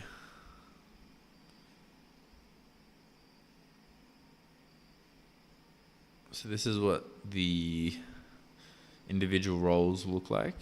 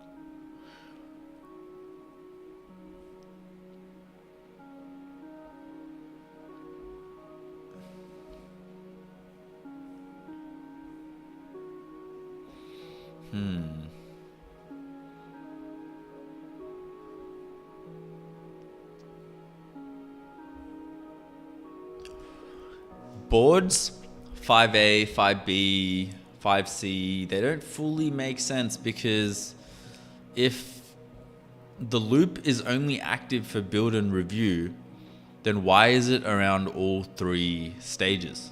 Shouldn't it only be around the stages with the reviews?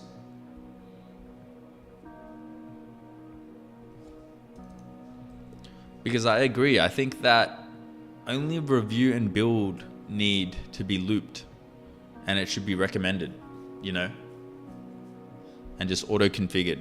Users can change that if they like, but you know, once research is done, it's done. It doesn't really need to be in the loop anymore.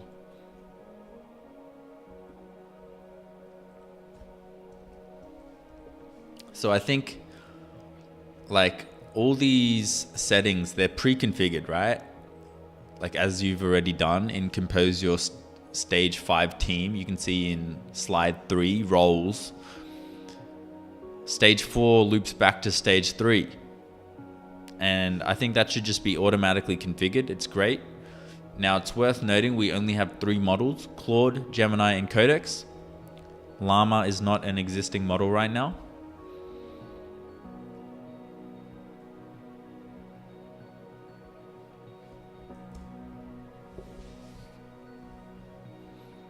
Cool.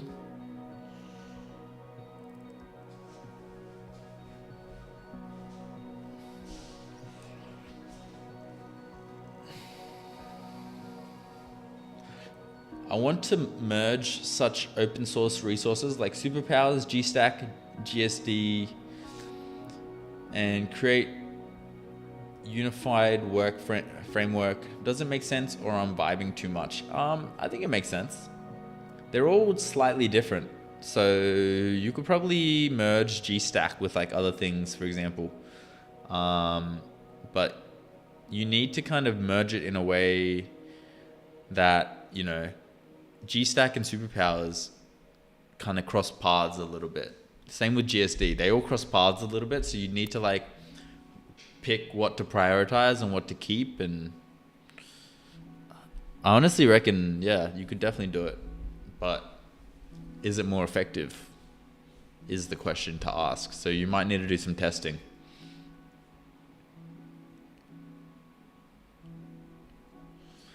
What's the most money coming from an app that you made in the series? It would have been Ore Miner. It was a crypto trading tool that I built. It was the very first app that I built, and it's kind of what kickstarted the whole series. But it did $650,000 in trading volume in its first month. Hit like 4K MRR, received a crypto airdrop, and altogether I ended up making the majority of the money on this series.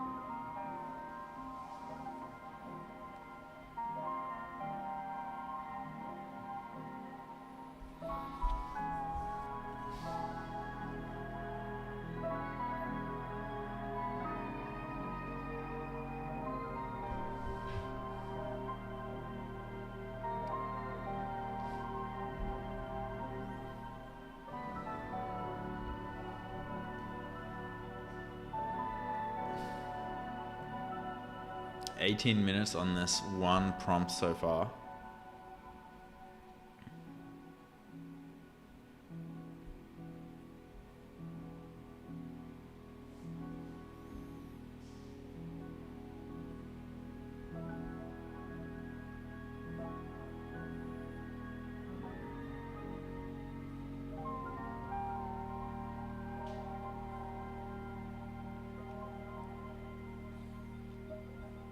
Okay. Onboarding, it looks good.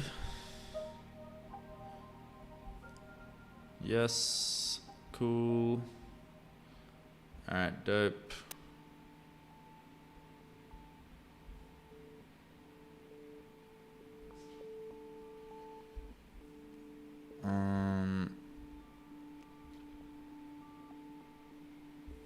No, I don't know why it's popping up with this sealed once and done.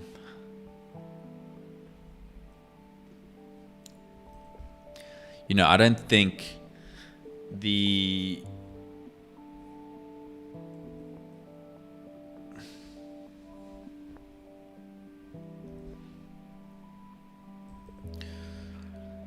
stages iteration track UI design that you made looks different to the configured board stages. The sealed once and done, that just doesn't need to be there. Also, I like how you've transformed the output. You can see that when an output is not inside a stage, it looks different to when it is inside a stage. I like that transformation, and you've kind of just like it's gone in the configured board.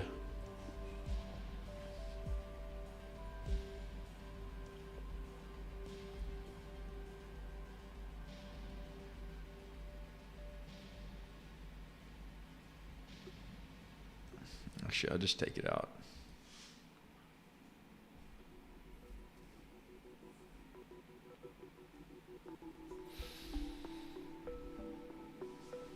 Is there a better way or deterministic skill rather than just prompting the LLMs? I mean, that's kind of what I'm building. Ideally, I think Codex, when building Codex, they found out that the human is the bottleneck. So can we build a system where the AI can just keep helping each other iterate? And that's kind of what I'm trying to build here. So let's see if I succeed.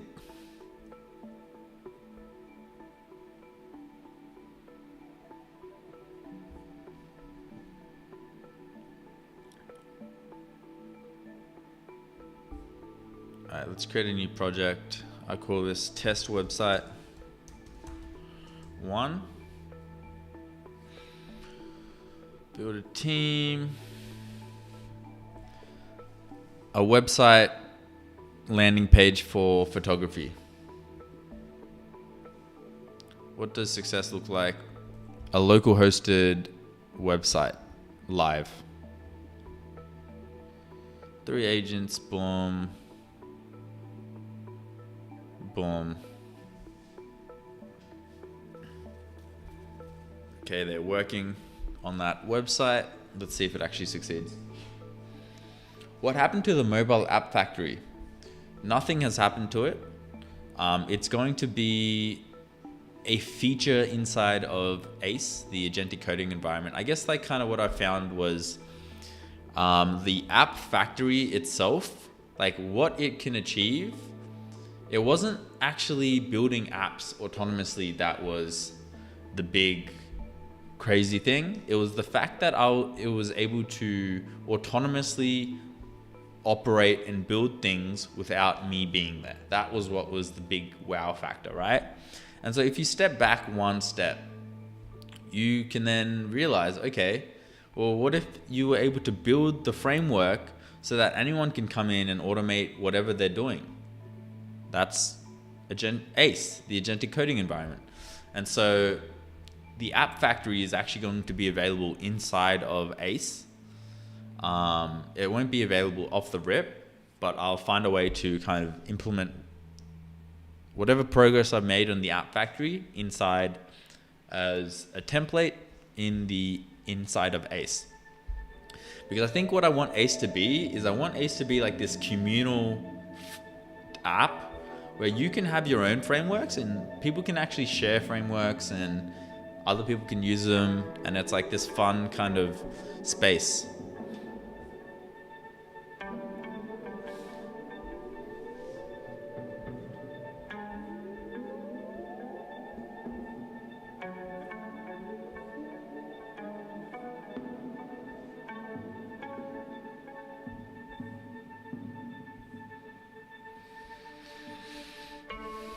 All right, let's see if this works.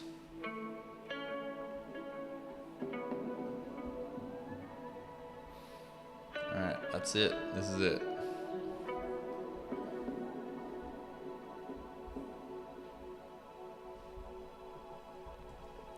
Remove project home grid and the copy paste board wireframes.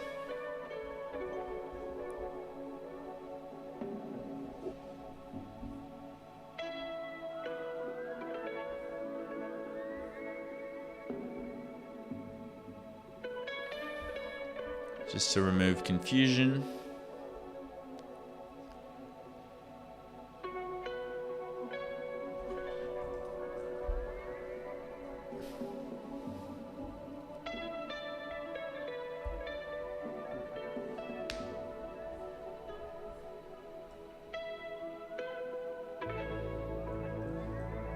I went through the same flow again, and you can see here it says 0 agents working.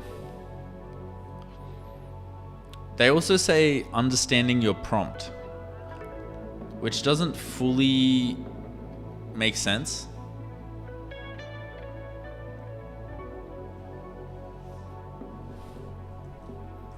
Just got this error.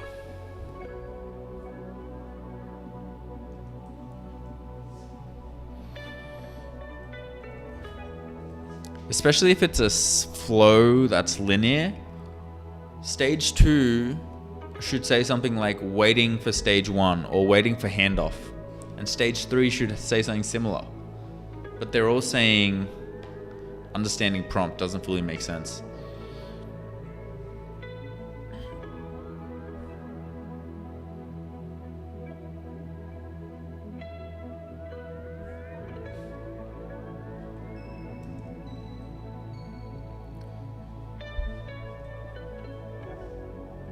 There's clearly a more underlying problem here that we need to look into and resolve.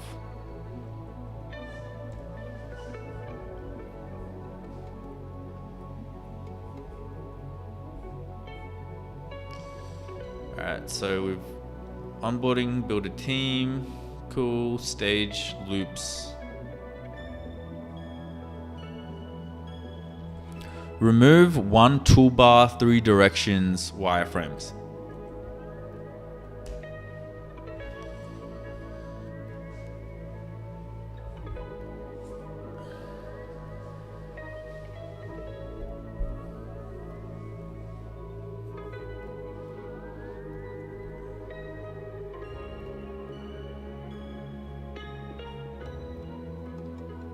Review the code for that. We can left sidebar is gone. We can archive this. Fresh board prompts we can archive.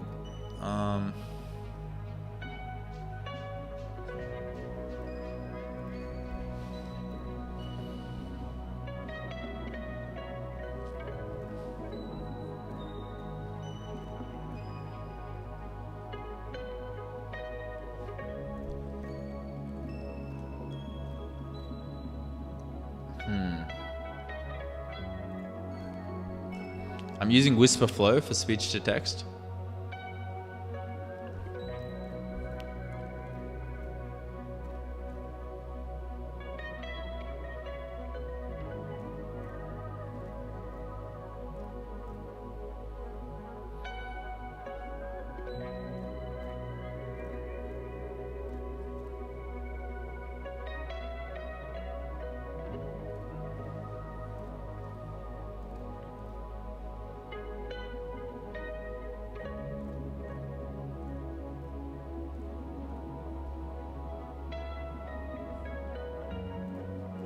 Okay, I think this is good for handoff. Dope, it looks amazing. I love it.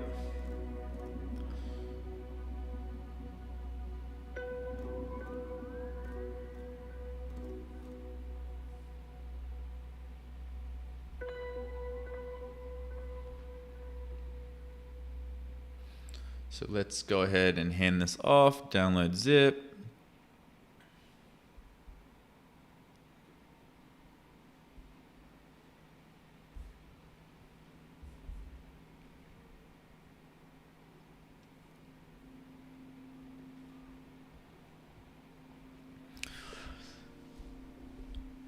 This wireframe shows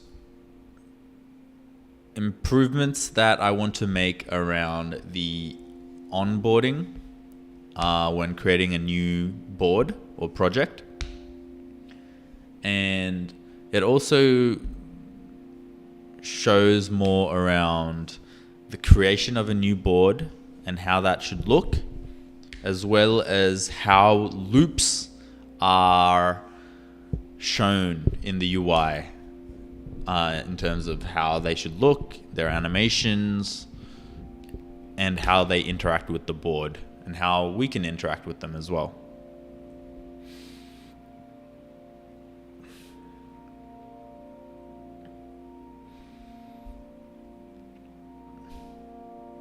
Okay, that's a pretty big prompt. What's my Claude design? 57%. All right, I think we're done with Claude design now. Let me look at my codex.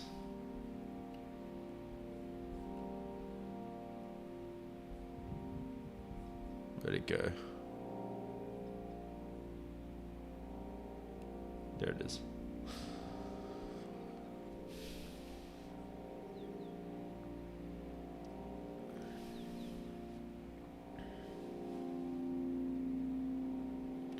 %. We're chilling.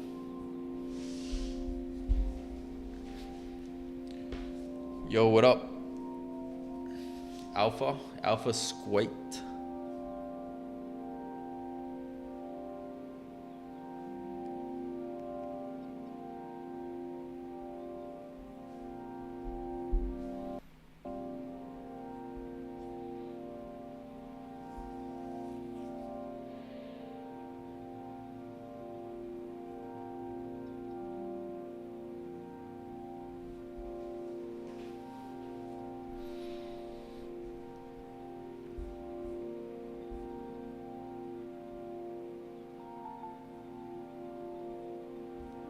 Dude, what's taking the review agent so long? It's a pretty big change, I guess.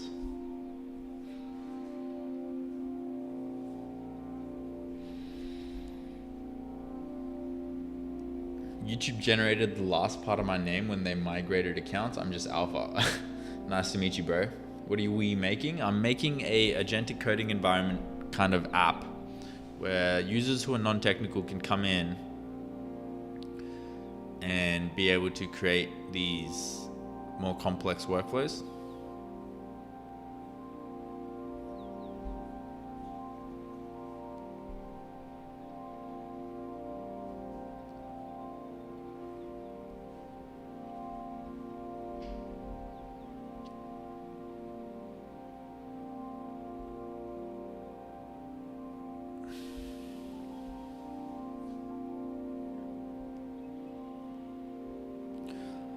What should this pass include from the handoff? Implement the new board onboarding, loop UI, configured board result, plus Lighthome new project visual polish. Yes. How should the mission step, mic, and context upload affordance behave in this pass? File flows were practical with graceful disabled states when unavailable.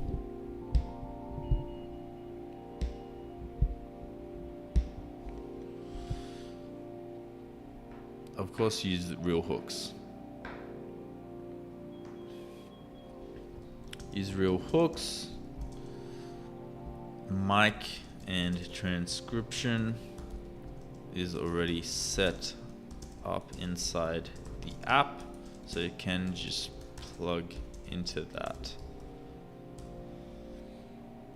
How should default loop wiring work for guided teams?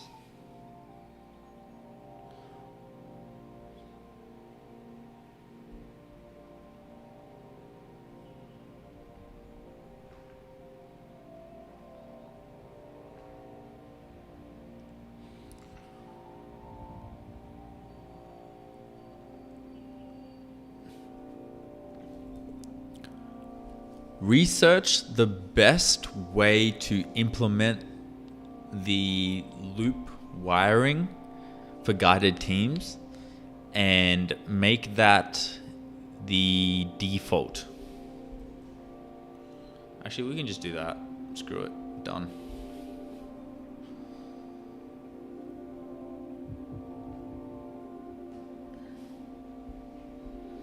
I see. Did you earn 47K from this, or do you have a list of stuff you have made? Yes. In the description is a full outline of everything that has happened so far. This app itself is not actually out yet, so it hasn't made any money, unfortunately.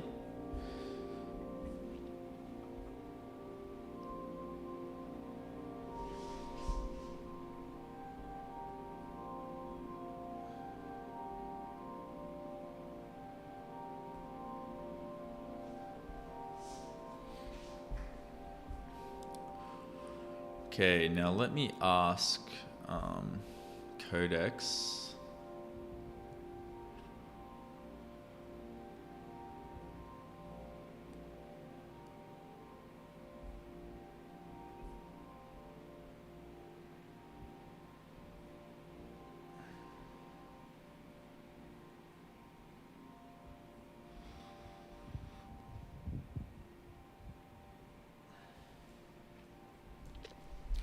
Now, when considering the payment side of things, I want to connect Stripe and handle payments.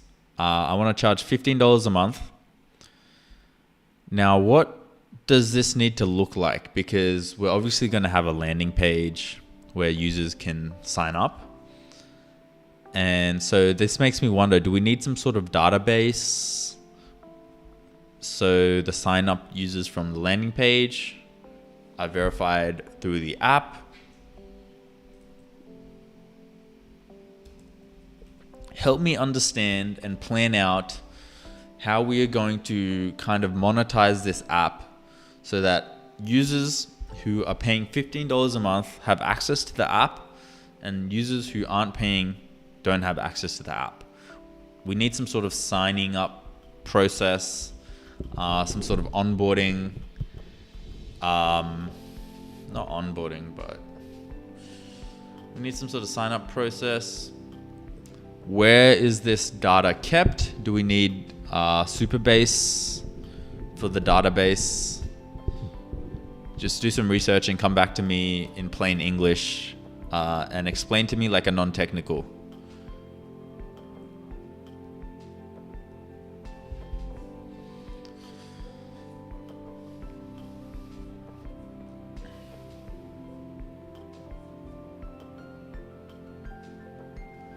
Time for an external backend server, it sounds like. Yes. External backend server. Is that a fancy way to say database, Tim?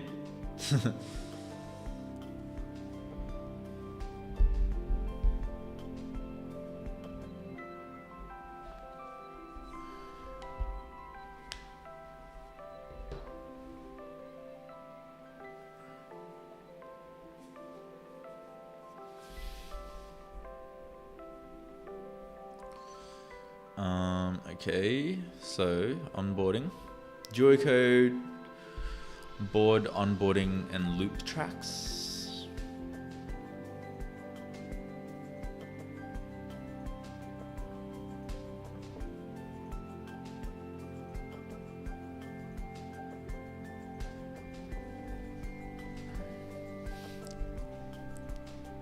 All right.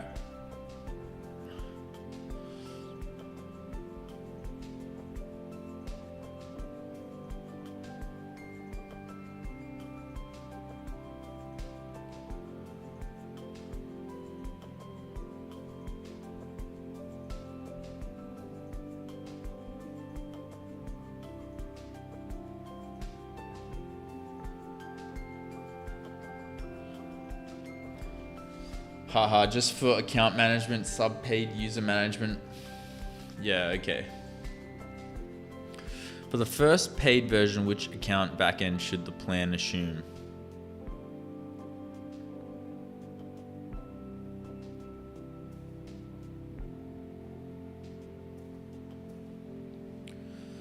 So I was just gonna do Superbase.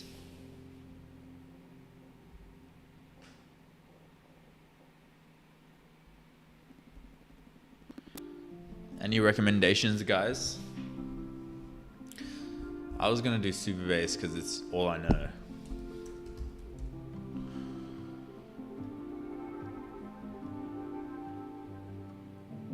A 100,000 monthly active users. Damn, that's cheap as shit.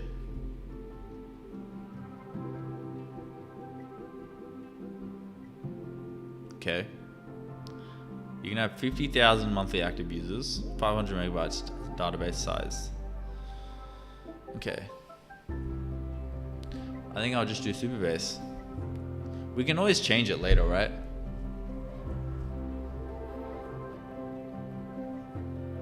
I'm familiar with it. I need to learn Superbase. I've been using Google Firebase personally and it does fine, but people love Superbase for a reason. Let's do it. I know they've been a bit more friendlier towards the Vibecoding group as well. I've seen they're trying to make strides in that area, so I think it should be okay.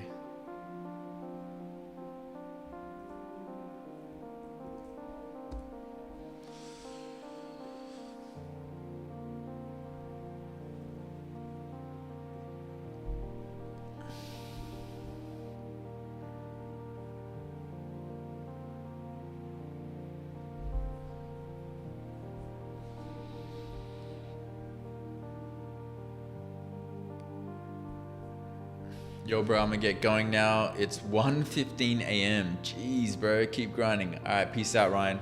Have a good night's sleep, bro.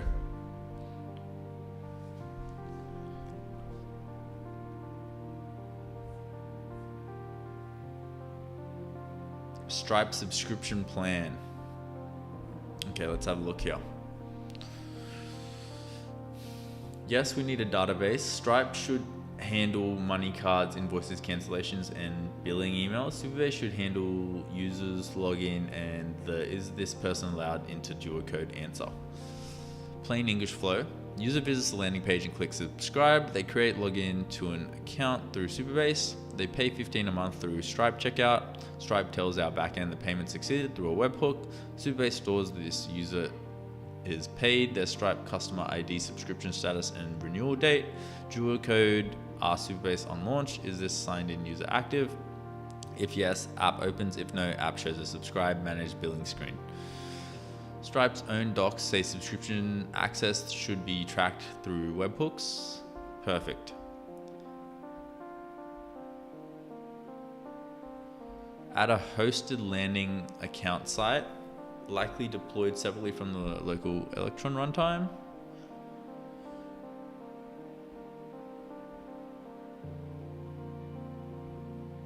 Use Superbase auth for email login, preferably passwordless email. Magic link for a simple first version. Superbase, Postgres.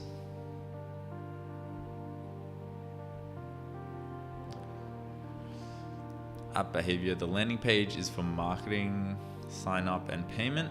Dual code is for paid usage.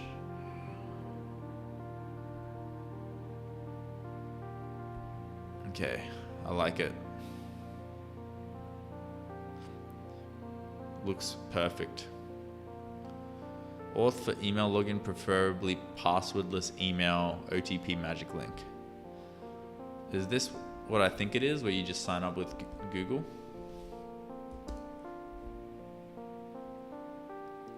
With the one-time use mechanism. Pretty sure this is just the email. Yeah, okay, cool.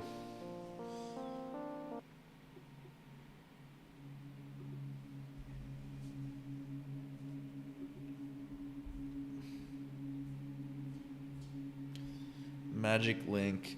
All right, dope.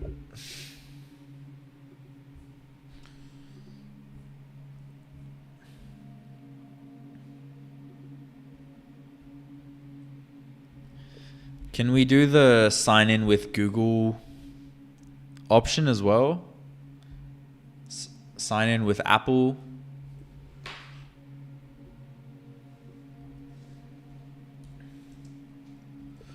This lets the user just sign in with their Google account, and it's as simple as that.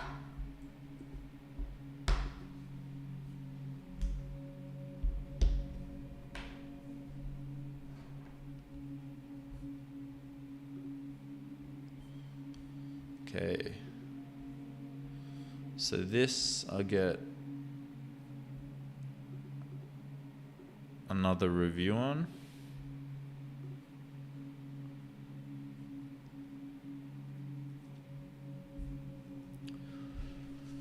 It's 1:17 a.m. too. Got to grind though. Are you based in Europe, London, UK? Where are you based, Alpha?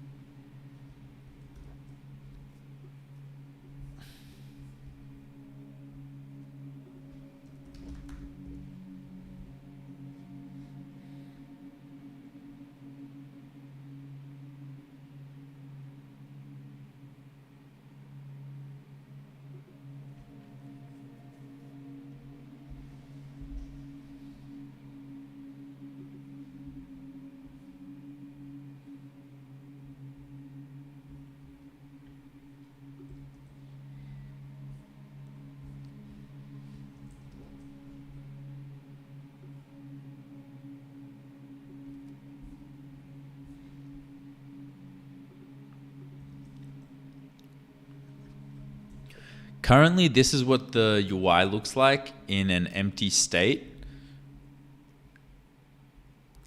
Can we make it so that it actually has an arrow pointing at new projects?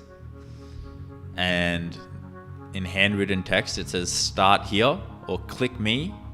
Something fun. Give me like 3 or 4 different options that are whimsical and quirky for me to choose from. They don't have to be like the one I just described. They can be completely different designs. But yeah, I just want the empty state to feel a bit more fun and welcoming.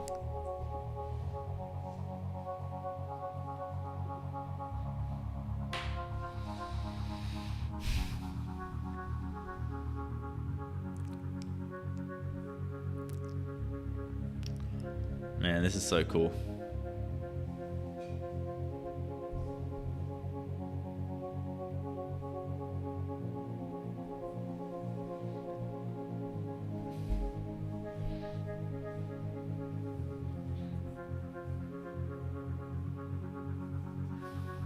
Yes, Google Sign fits this plan. I'm checking the current Electron shell capabilities. Counts for the desktop handoff correctly because the detail determines whether this is runtime only or needs a desktop release. Use Superbase for accounts, Google Sign in and subscription status. Use Stripe for the $50 a month subscription.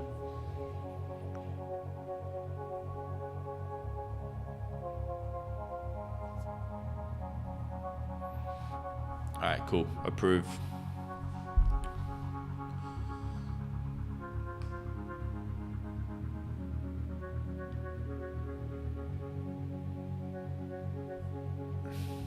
Okay, let me review this.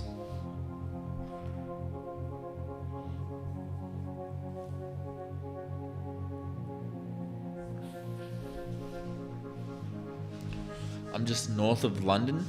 I'm currently in Sydney, Australia.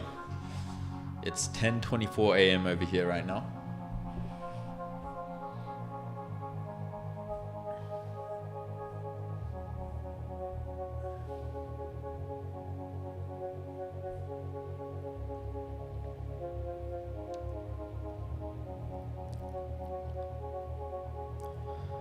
Stripe SDKs, then I'll add server routes and a subscription gate component around the existing app shell. So I probably need to give it API keys and stuff.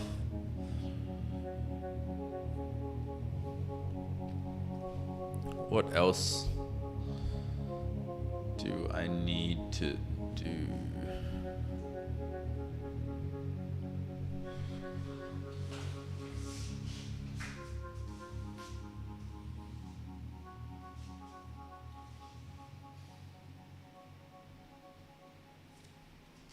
So we've done this.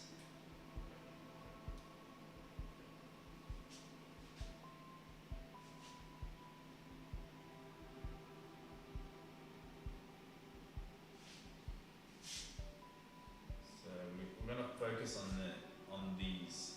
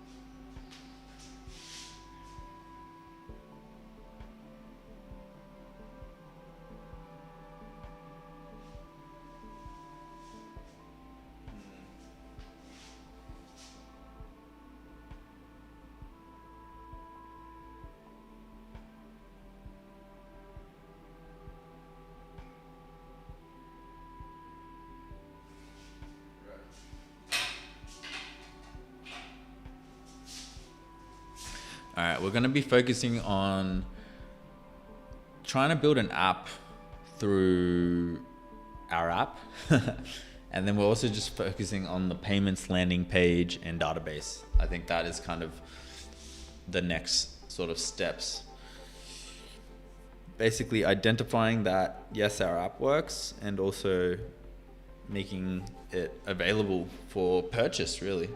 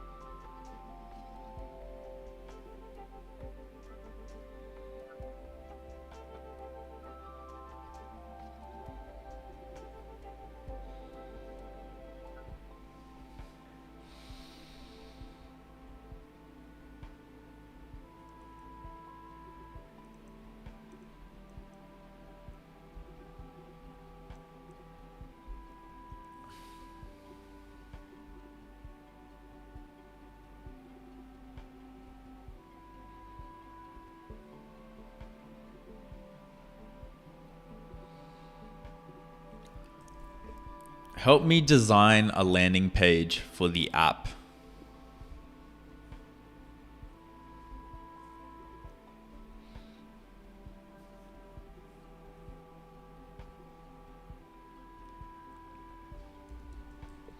Here's an idea of what I want, but there's still a lot of improvements that can be made. So let's actually look into, designing the landing page so that I can send users there to purchase the app.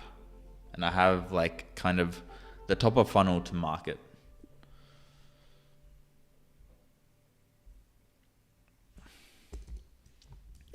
The landing page should focus on being able to show the capabilities, right? I want Lottie animations. I want the ability to users to click through different visual setups. They can see, oh, this is what a loop looks like. This is what a 3-man team build looks like. You can get additional info from these. Claude design wireframes.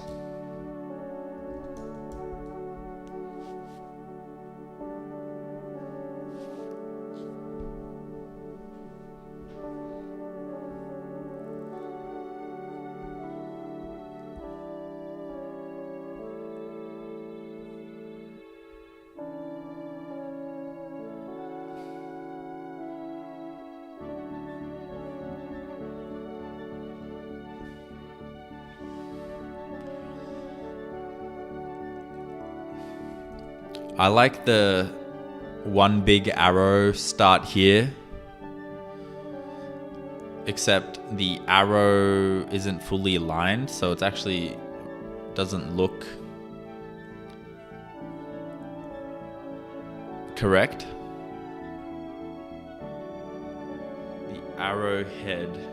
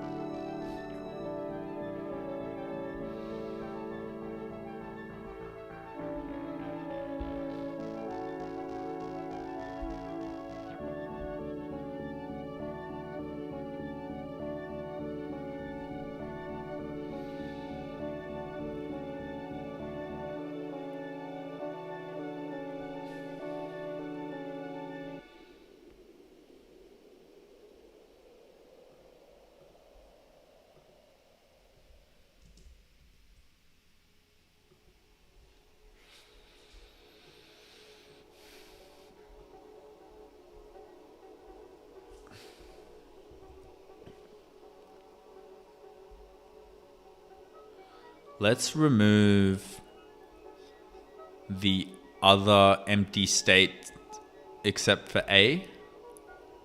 Let's also remove all the loading screens and everything else except for the A empty state wireframe,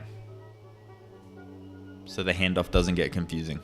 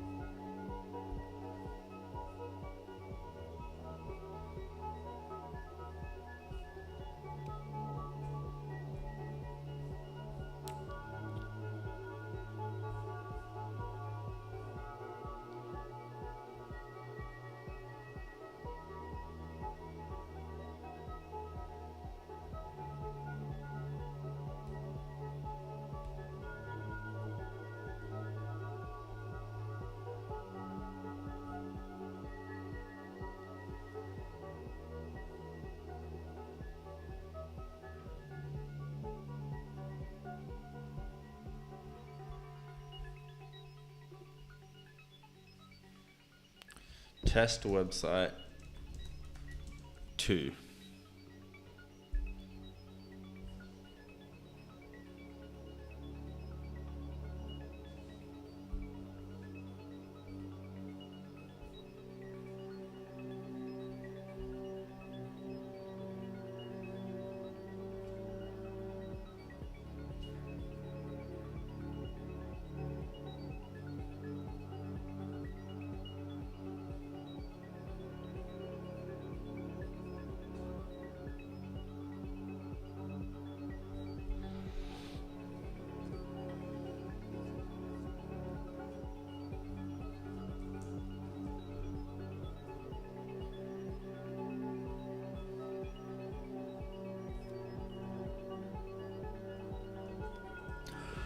When creating a new board, you can see the bottom footer text and components are so close to the edge. Can we space them away from the edge a little bit?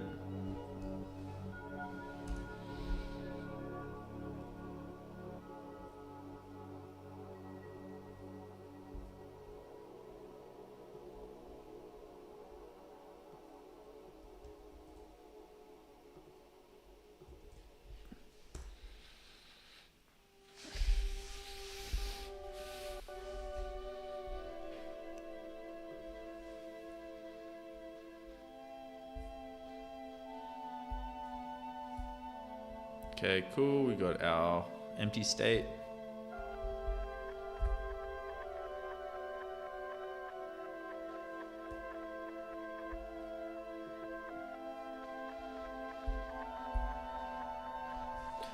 Can we remove the no projects match this view clear filters? Because if this is the very first project, then obviously there's no clear filter necessary, right?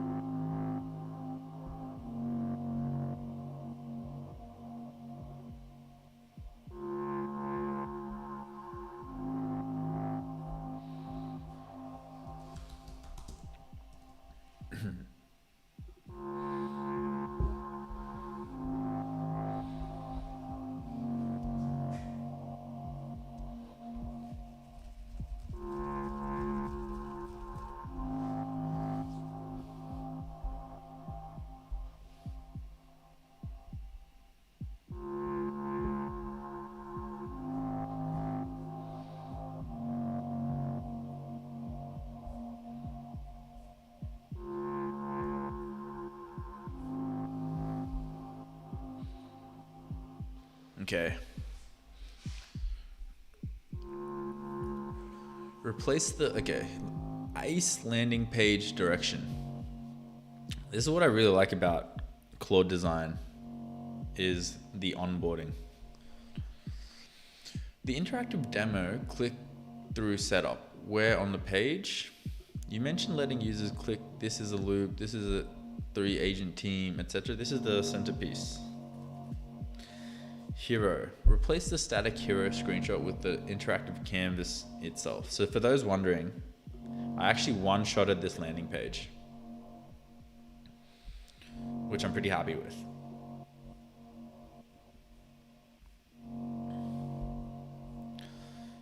For a one-shot, it's not bad, right? But I want to replace things. So, dedicated C async action section with tabs chip. Small teaser in hero, full.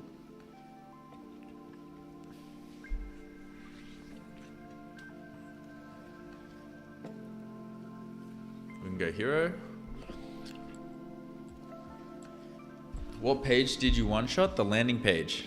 This one right here. So this whole thing is one shot. I can click here, use cases, how it works, features. Looks pretty good, hey. But yeah, got one shotted. And now I just want to improve it. And I'm just gonna chuck it into Claude Design as a base.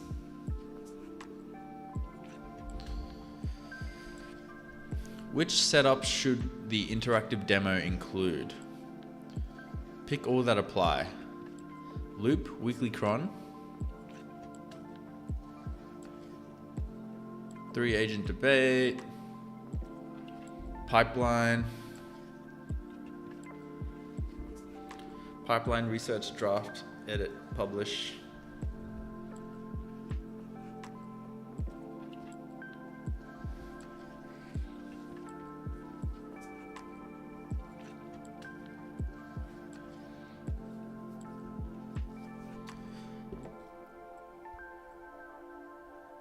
Handcrafted SVG, animated animation style for the canvas demo. You said Lottie. I can't author true Lottie JSON, but I can match the feel exactly with SVG CSS animation that reads identically.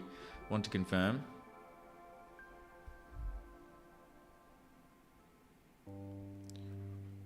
Look, no Lottie file needed. Mix placeholder container for hero piece. How many landing page variations would you like to see? 3 variations.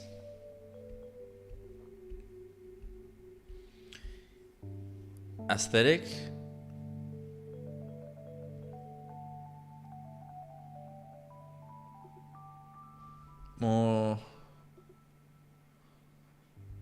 More playful.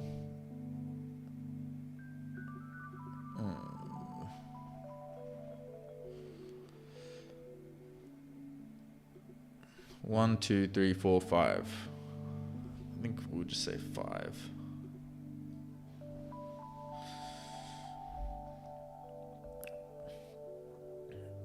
Indie builders, solid, small product teams.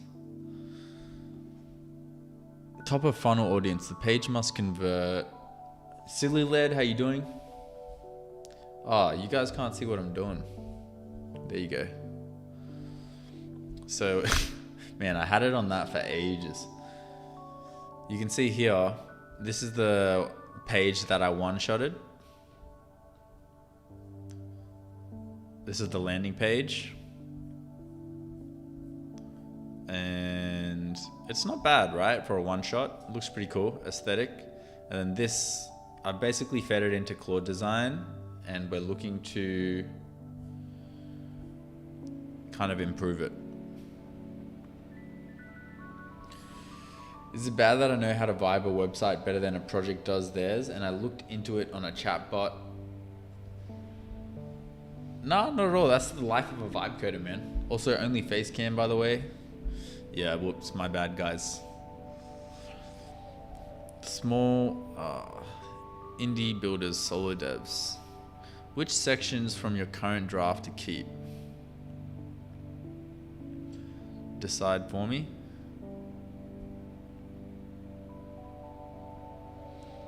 Real or placeholder? Powered by model logos. Keep placeholder quotes. I'll swap later.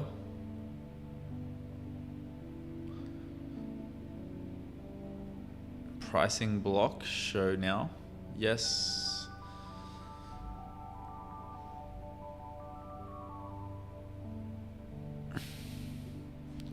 One option at $15 per month. Anything else? Specific Lottie files, brand assets, copy must-haves, things you hate in the current draft. So I really like your agents think together, your work moves faster.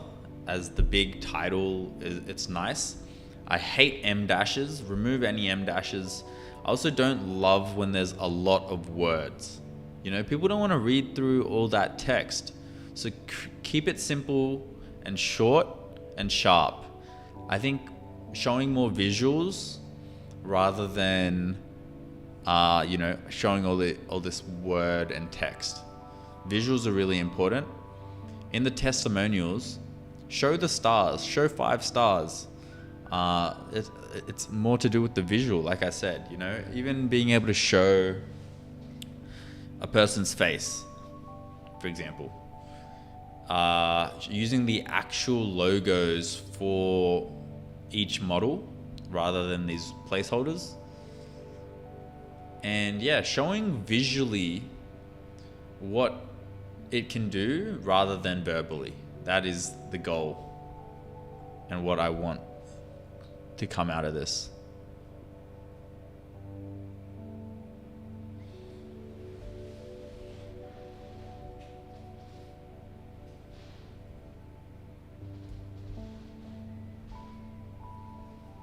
All right, let's see how this looks.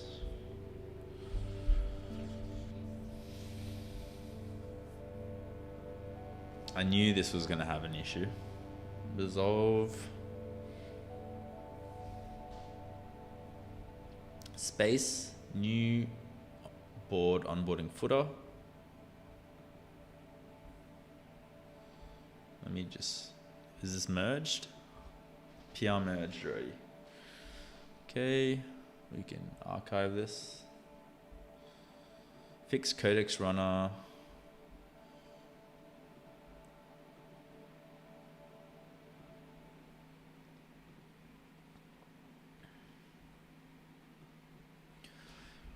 Okay. Duo code, Google sign in summary. This is all done. I did not, okay.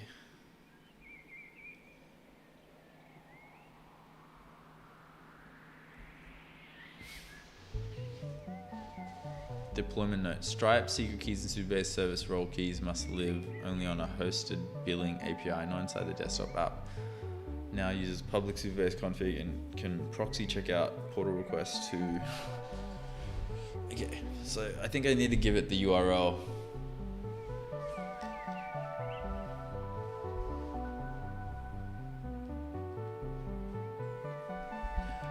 When you have a lot of usage time to spend and work to do but can't move, feeling tired and burnt out sometimes, is that lazy? I mean, it depends how hard you're working, man. You know, do you have a job already? Like a full-time job? You know, obviously it's like, how much are you balancing?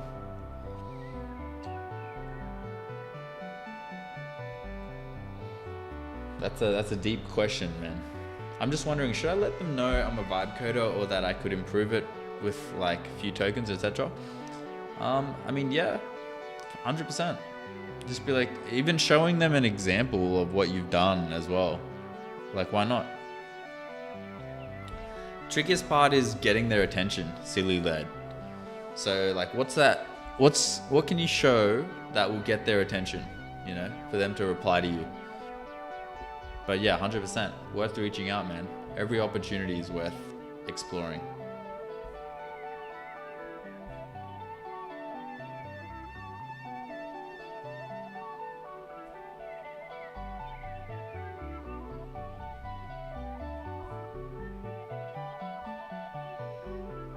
Stripe subscription plan. I'll probably do this off stream.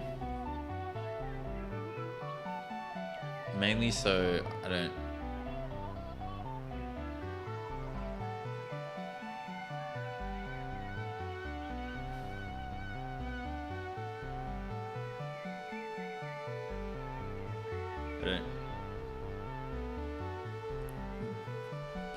leak my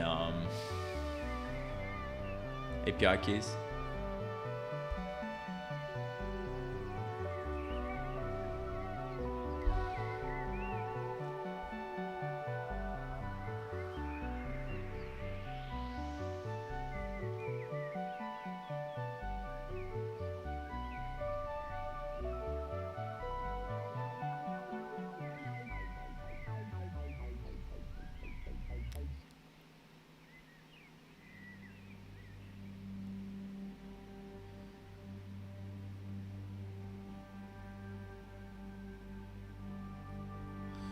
Let that run. Merge.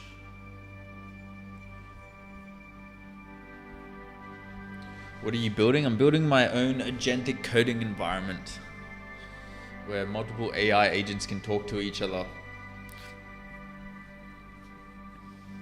It's for non-technical people.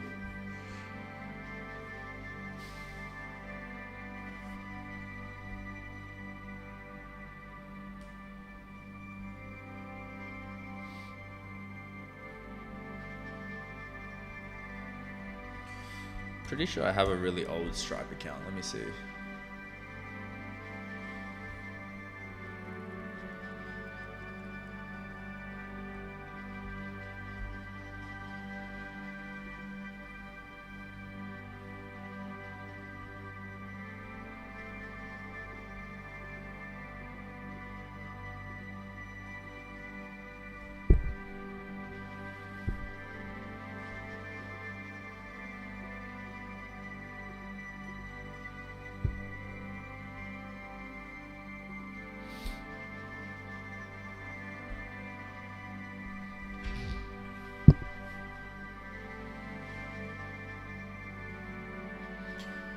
Nine 2 9 4 6.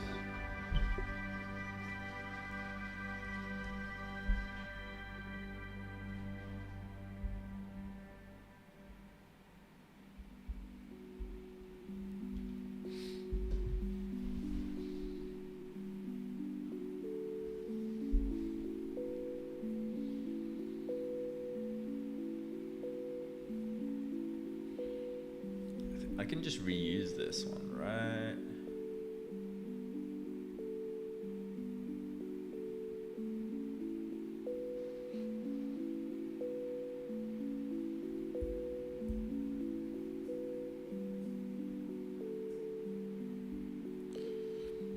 Yeah, I'll just do this off stream. Looks interesting. Looking forward if it can do cross-platform communicating between sessions for tasks, handover between Mac and Windows. Interesting. Well, right now it's only going to be Mac only, not Windows. Yeah.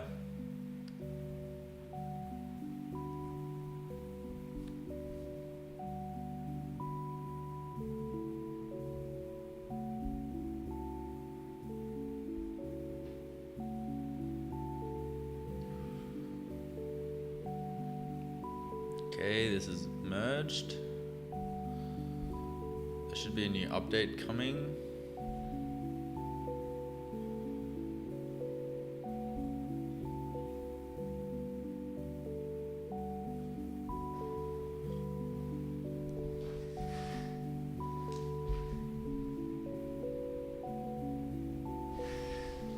Just reminding myself to get a Superbase API and a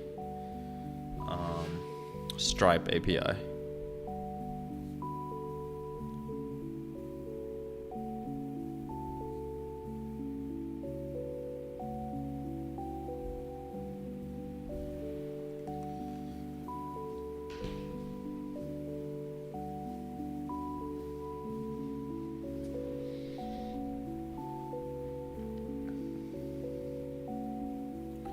Man, I'm really curious to see how this landing page comes out. Also waiting for, looks like my app has automatically closed and opened, which means it is restarting due to an update. Let's see if it worked. Okay, bunch of main boards here, which we can delete.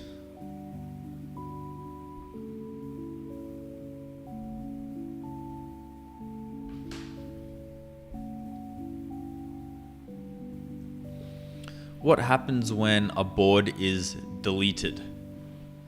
Is it fully deleted, including in the repo, or is it only deleted locally?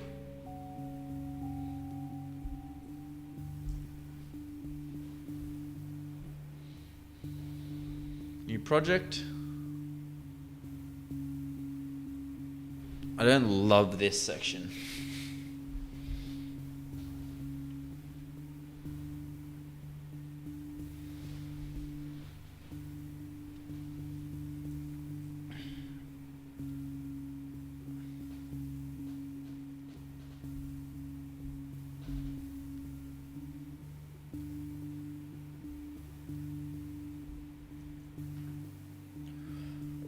For this onboarding, I think it should just be two options. Idea only or GitHub repo.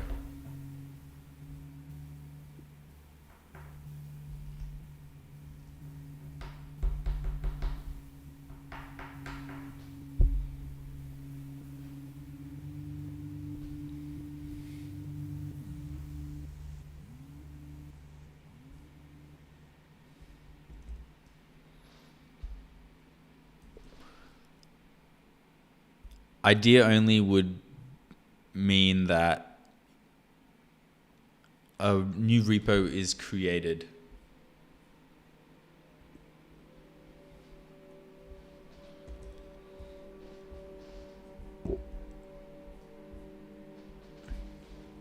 I think we also need to make this more user-friendly. So I propose start fresh. Option 1.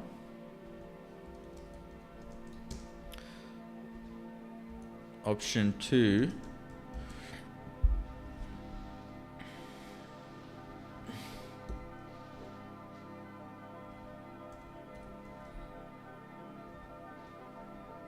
From scratch. Option 2 is BYO.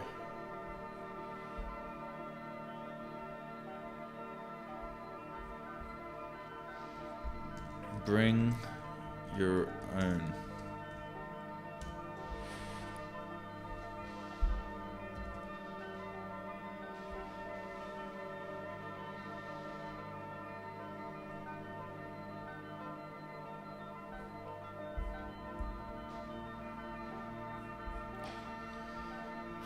For option 2, let's use the actual GitHub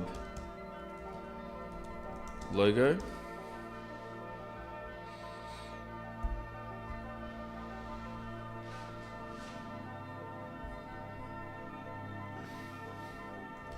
I'm about to go on Canva and design this.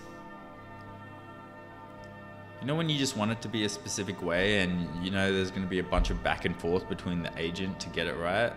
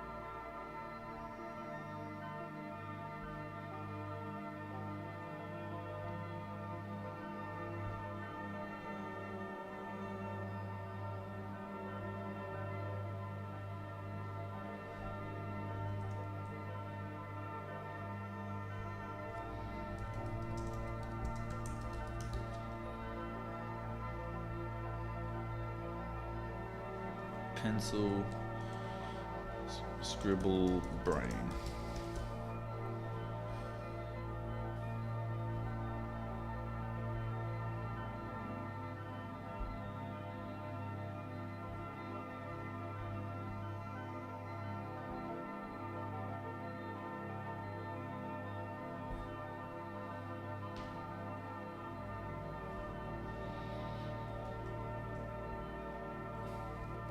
Kind of like this.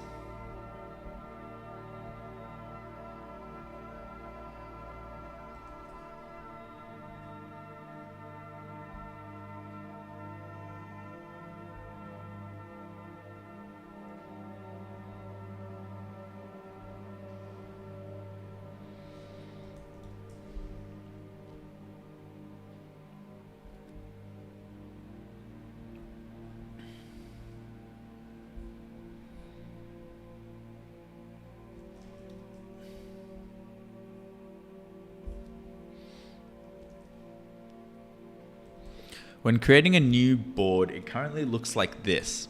I want to simplify it drastically and turn it into something like the screenshot.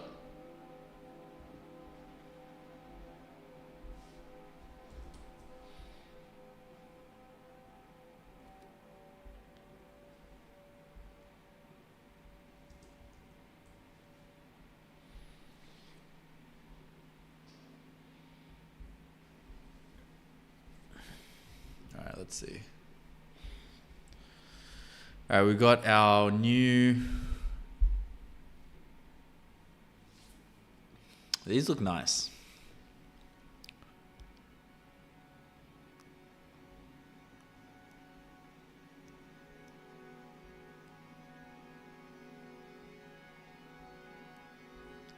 Okay.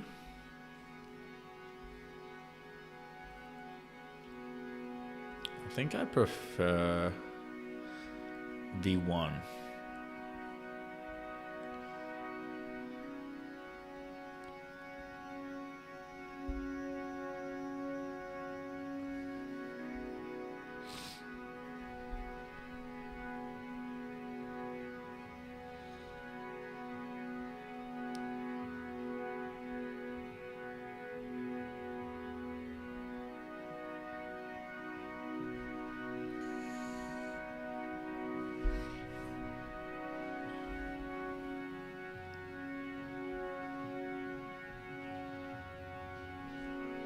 Yeah, I'm thinking I prefer V1.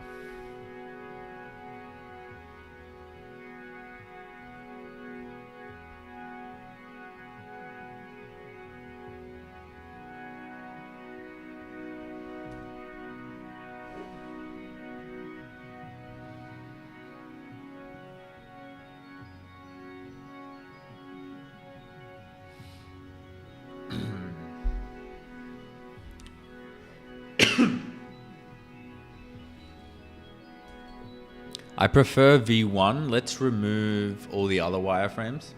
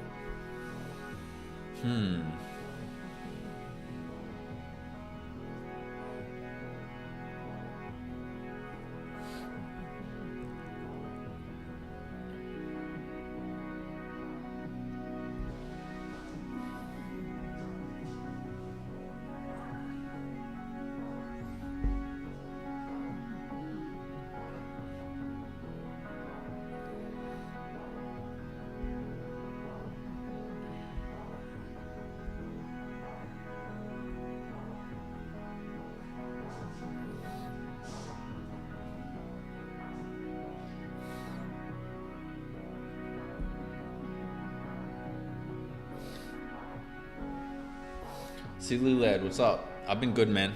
I look different. It's because I shaved. What up, Joe Gum?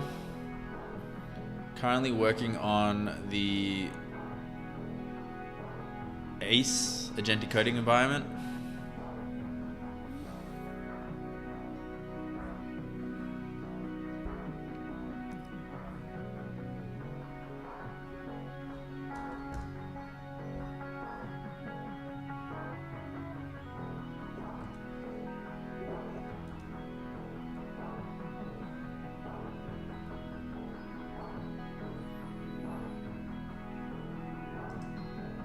Let's bring in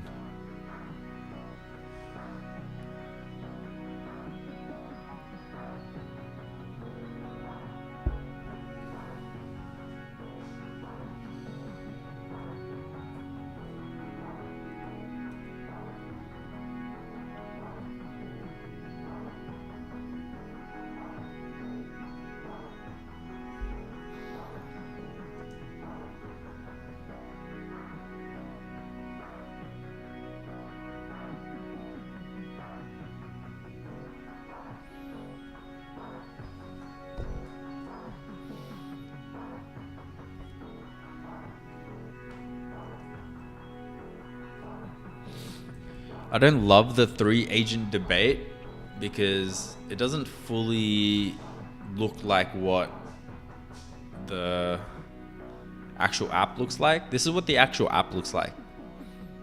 It looks a lot cleaner. Can we make it closer to the original, the screenshot?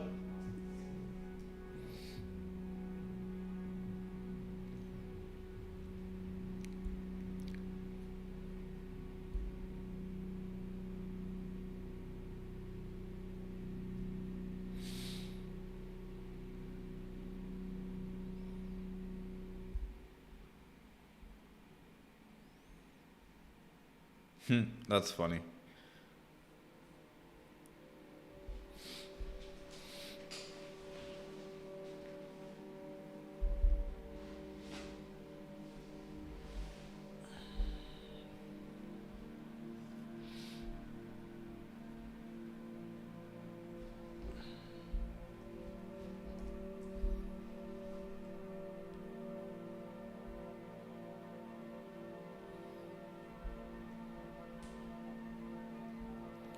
Let me go into ChatGPT.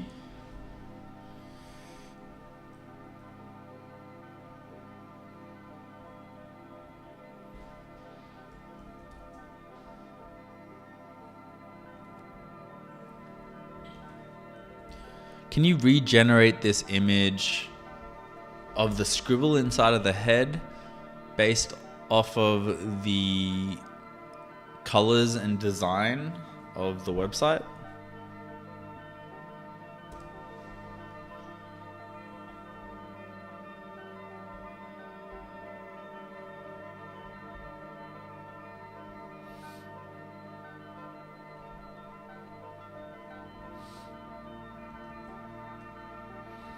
Can you use the official GitHub logo attached for the bring your own option?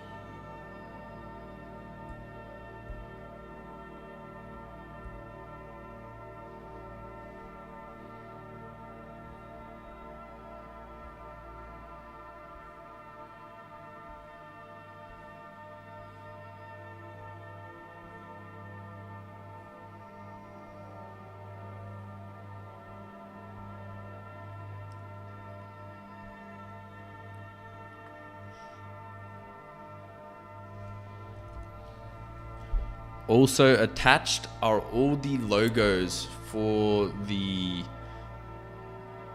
AI agents. Can we make sure that we're using the correct logos?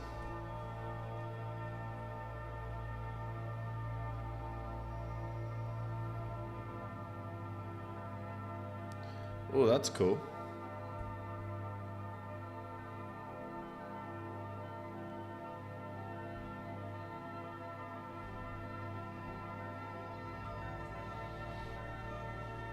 Can we use this for the start from scratch?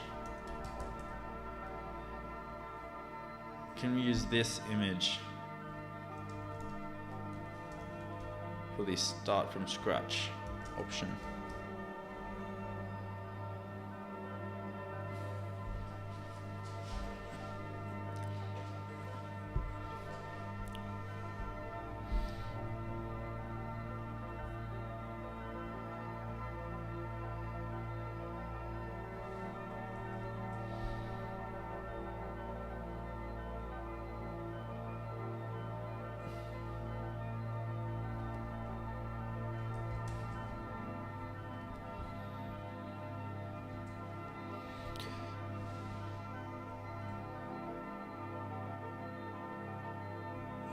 Can we make the drawing looks closer to what our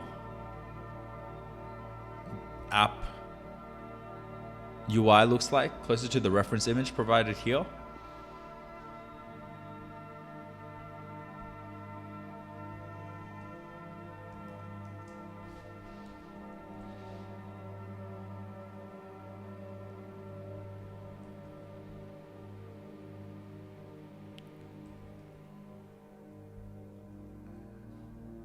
Can you make the drawing of the scribble inside of the head to what our app UI looks like, closer to the reference?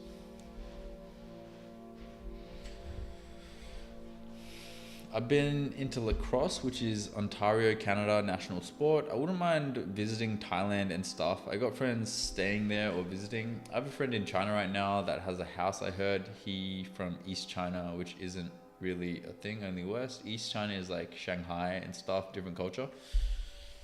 I've always wanted to go to China, man. I'm not gonna lie. It looks like the city of the future from the clips that I've seen. It's definitely on the list to go and visit.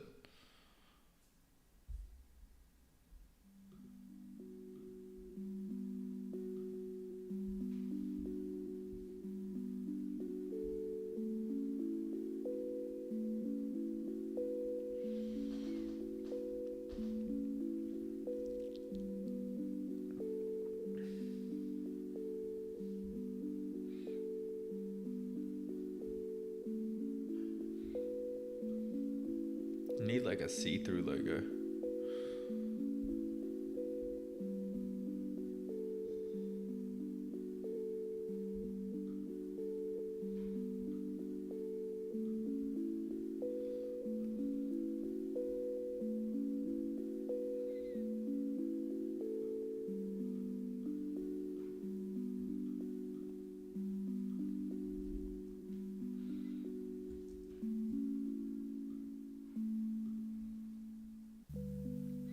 This image for the start from scratch option.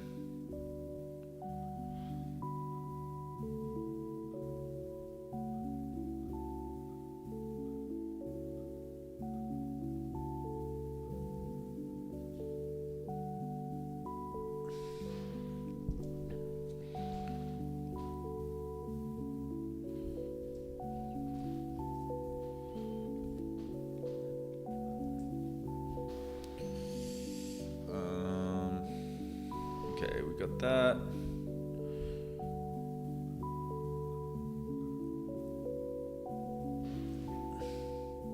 And replace the GitHub logo with this transparent one instead. So colors, background colors stay consistent.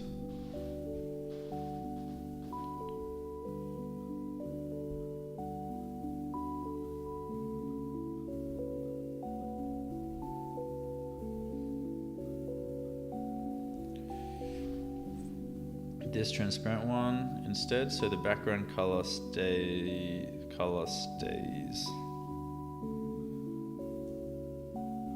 white.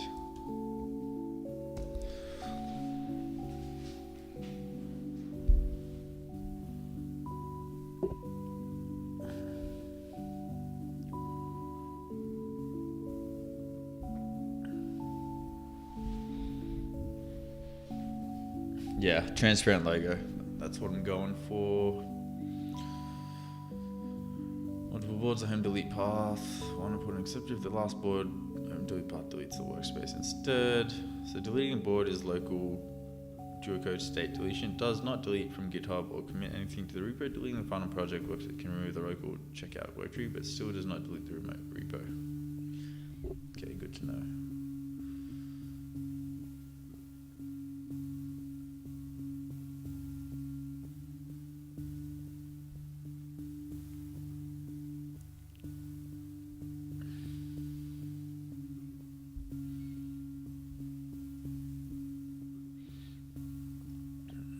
Also, this is what it looks like when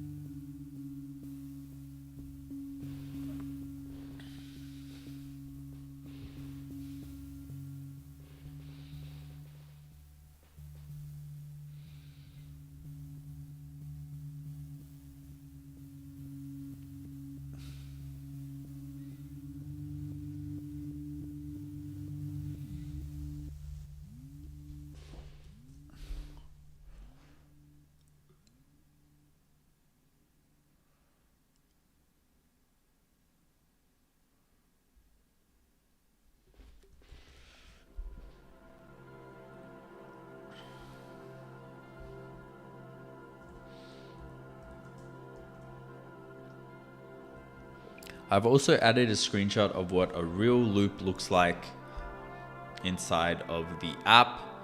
Regarding the coder team option, can we make it look closer to this?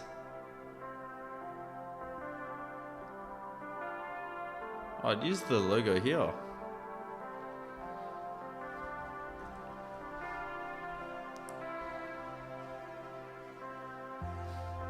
They shouldn't look exactly like the screenshots provided. We need to kind of simplify things so that the user looking at the landing page for the first time understands like, okay, this is this, that is that. I completely understand that. But just making it slightly closer. Leave weekly content loop as is.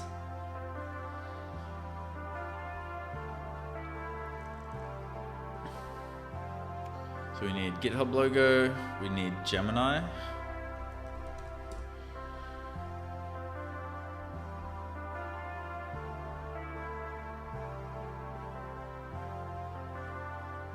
We need ChatGPT.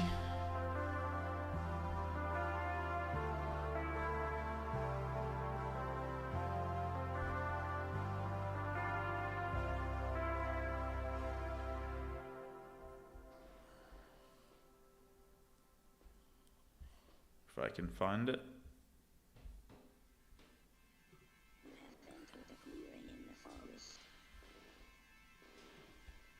White.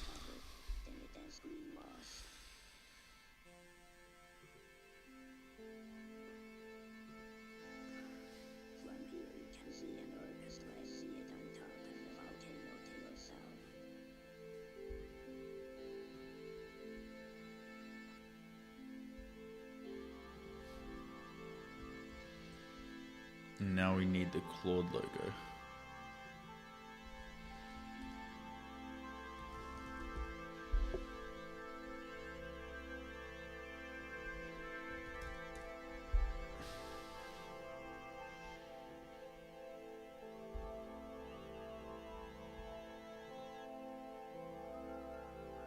And I'll just let it cook.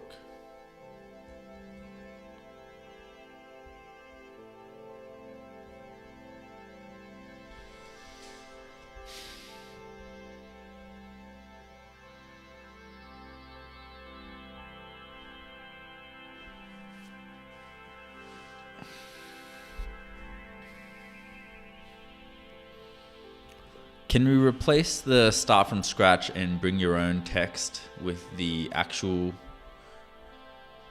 app font?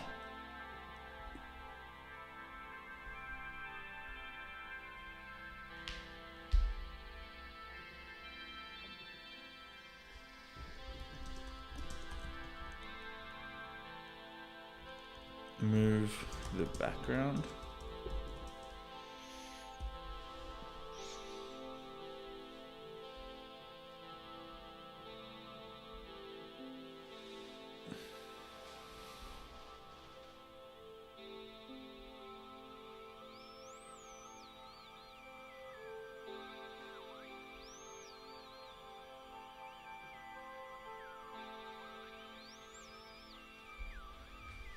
I really think AI is the future. I think a lot of people are sleeping on it due to artists, reasons, or etc. They're kind of like the people that slept on technology. I mean, I think people are slowly waking up, right? I think there is a level of like, you know it's the future, but you don't know how to get involved. That's what I've noticed, at least, a lot.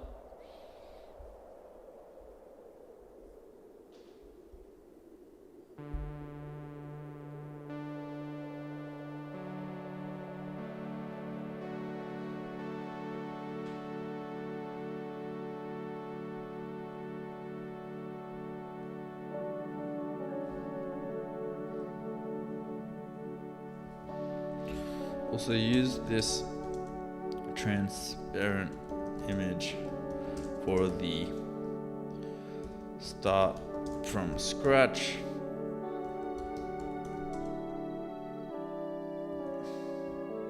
Tile.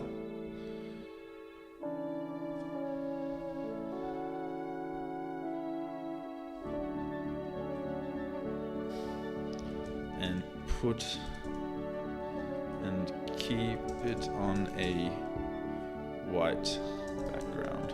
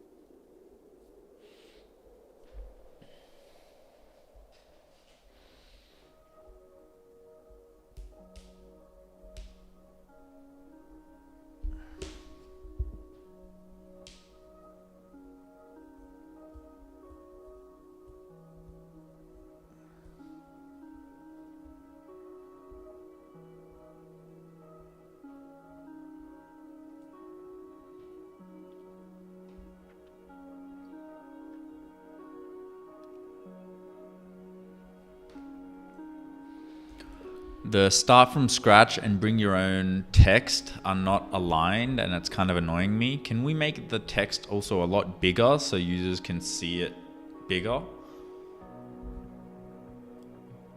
And make sure they're aligned.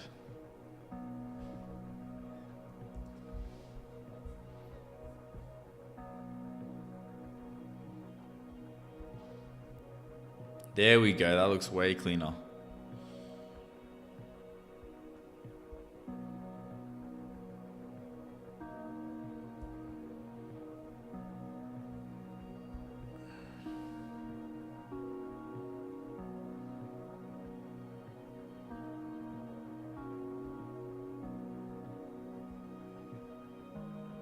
Nice.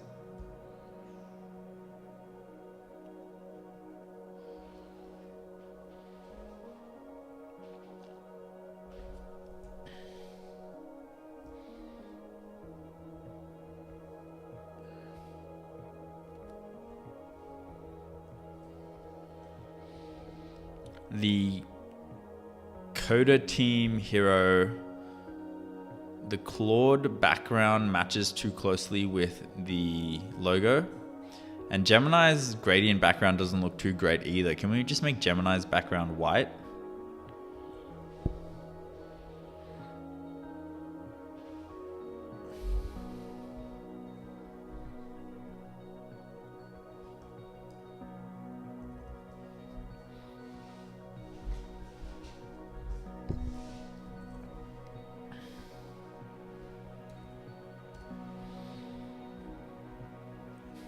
That's cool.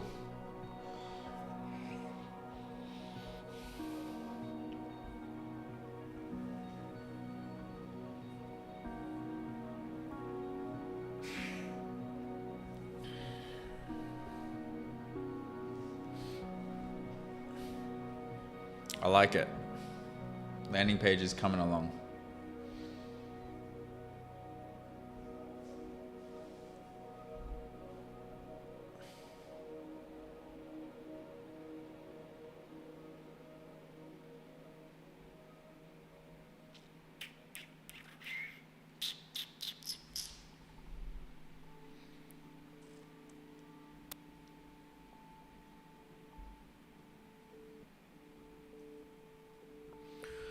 The Coder Team Hero doesn't have that same glow and pop that and animation that the other 3-agent debate and weekly content loop has. Coder Team Hero feels quite bland. Can you give me 2 or 3 different options for me to toggle between? But how this one could look?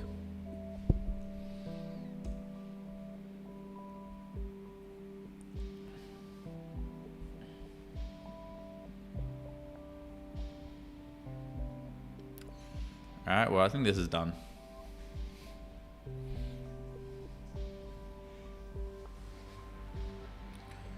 Share. Handoff Claude, send, download zip, download zip. Alright.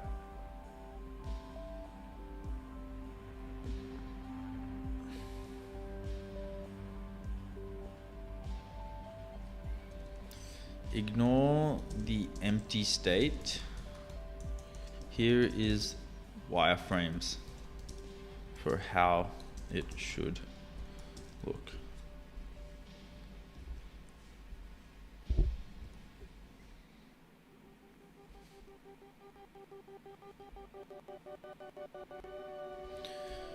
Ignore the onboarding wireframes. I want to implement the empty state wireframe.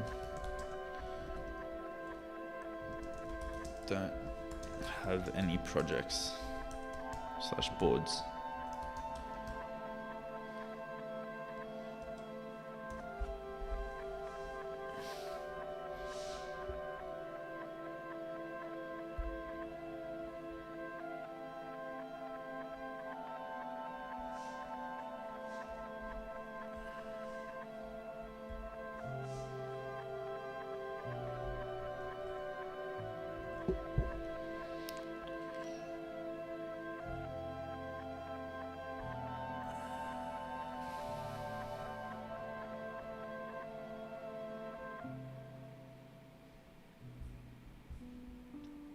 Claude design, almost done.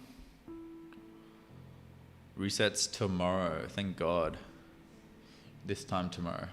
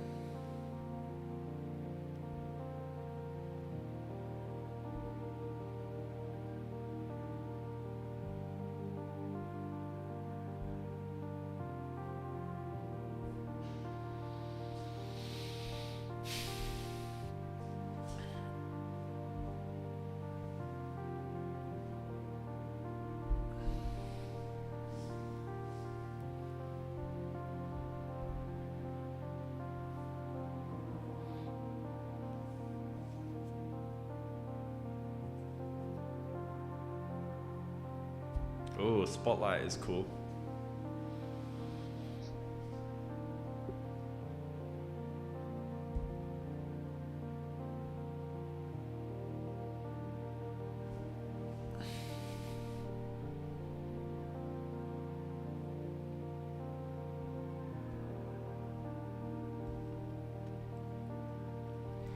I like Spotlight for Coder Team. Except instead of the word streaming, can we have a action word that is based off of its role? So for research, it could be researching, planning, it's planning, building, it's building, or constructing, coding, critique, it's critiquing, polish, it's polishing.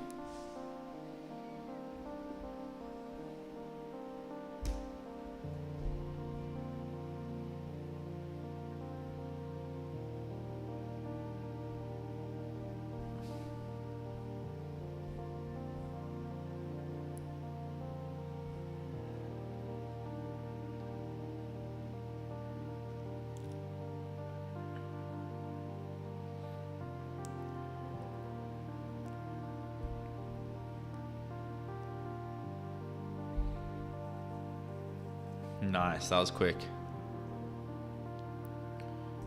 Let's just keep Spotlight.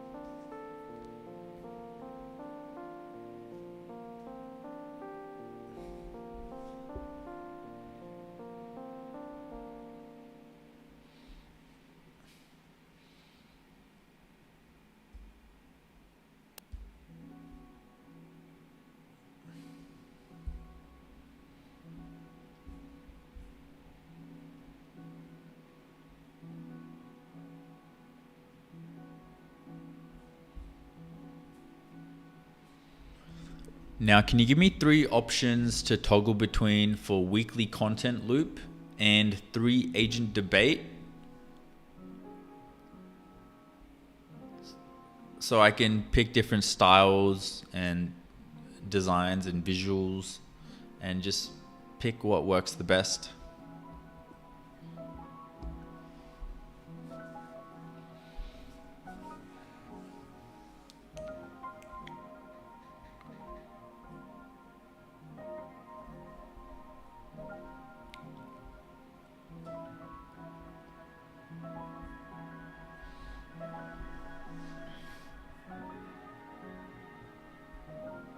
This is probably the last prompt I can send into Claude Design before it has a bit of a meltdown and I run out of my usage.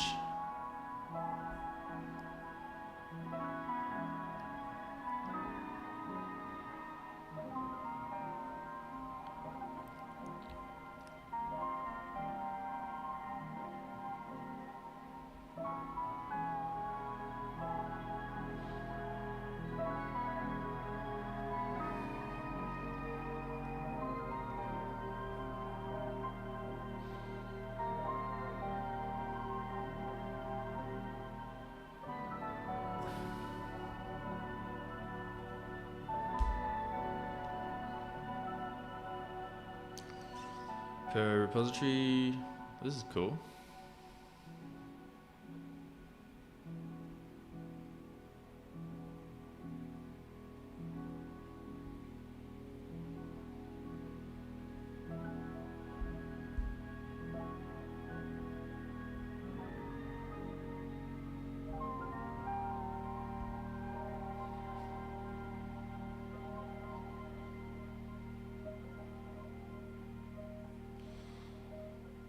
So settings.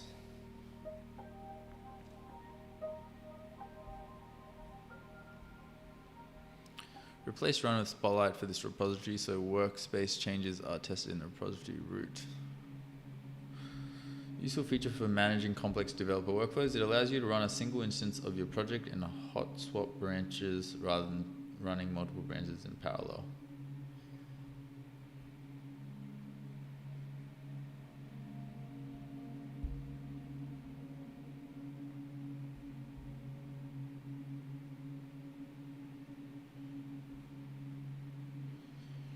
Now I'll show the queued status in the Git panel.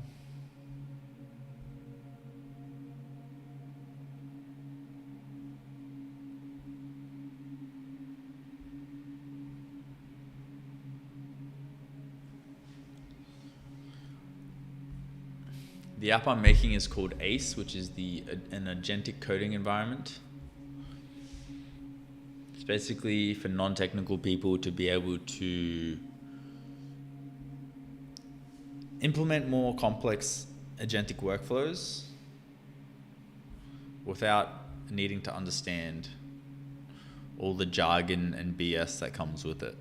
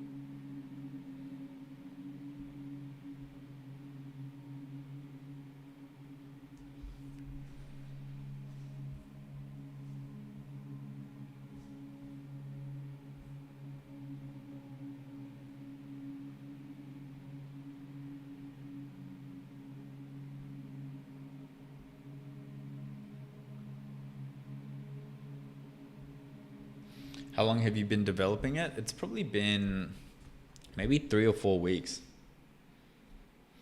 Have you heard of Google AI Studio? I use for VO3 sometimes, yeah. It's not bad. Not for me personally when it comes to coding, but I prefer to use Conductor. And soon I will hopefully prefer to use my own app called ACE.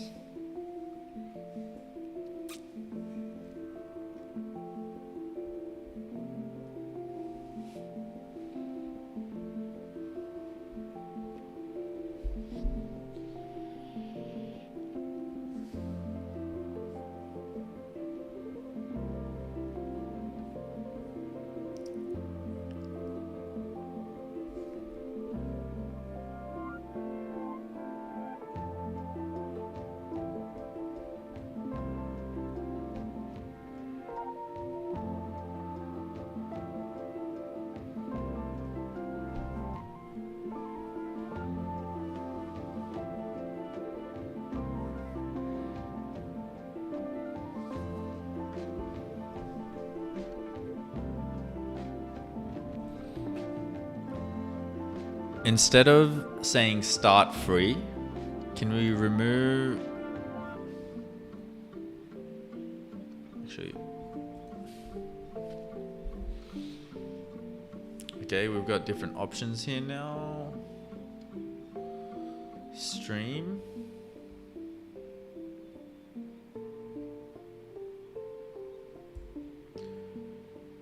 Is cool.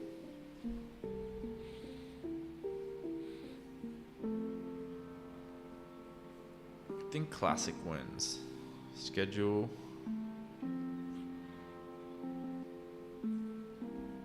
Oh, orbit is cool.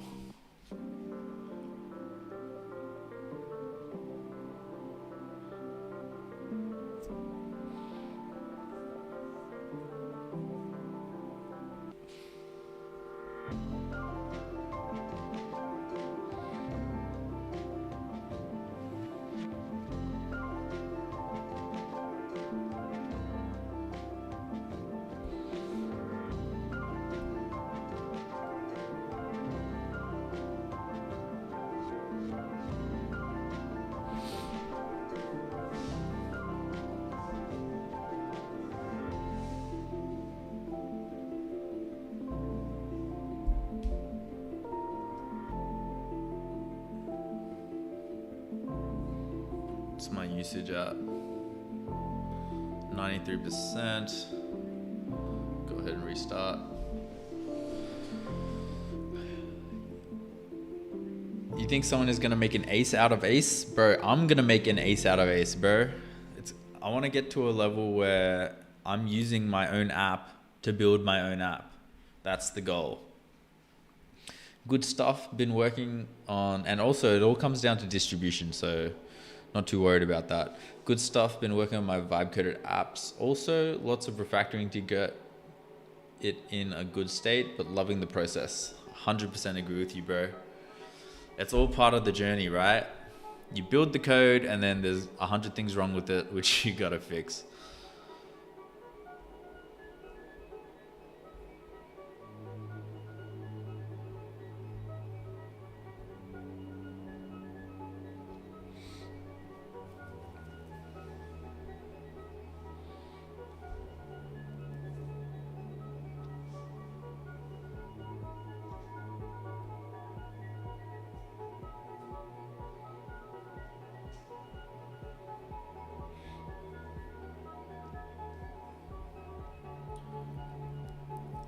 Can we make the output more around a creation of a PRD document?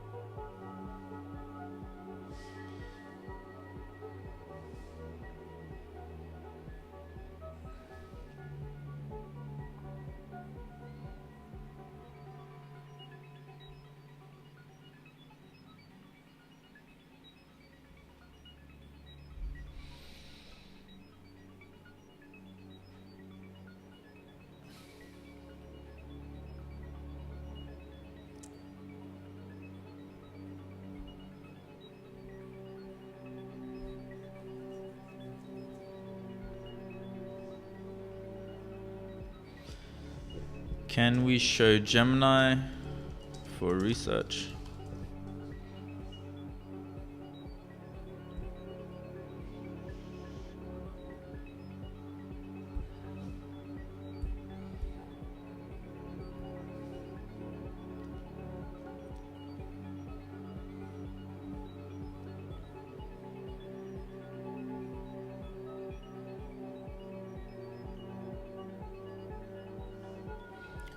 Remove the no card.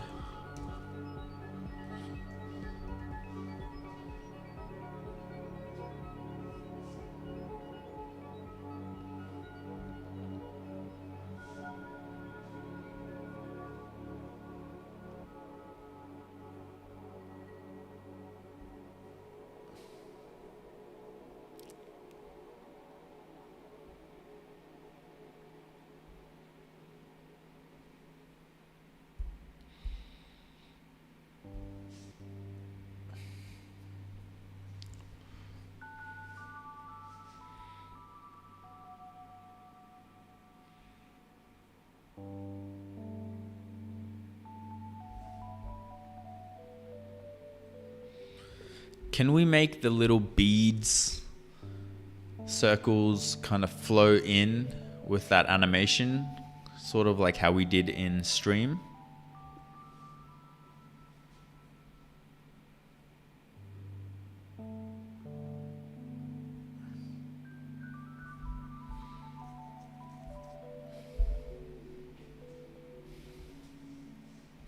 I was making an app in Google AI Studio and asked the AI to get something for free in a weird way. It started finding loopholes and vulnerabilities, then tried bypassing them but couldn't.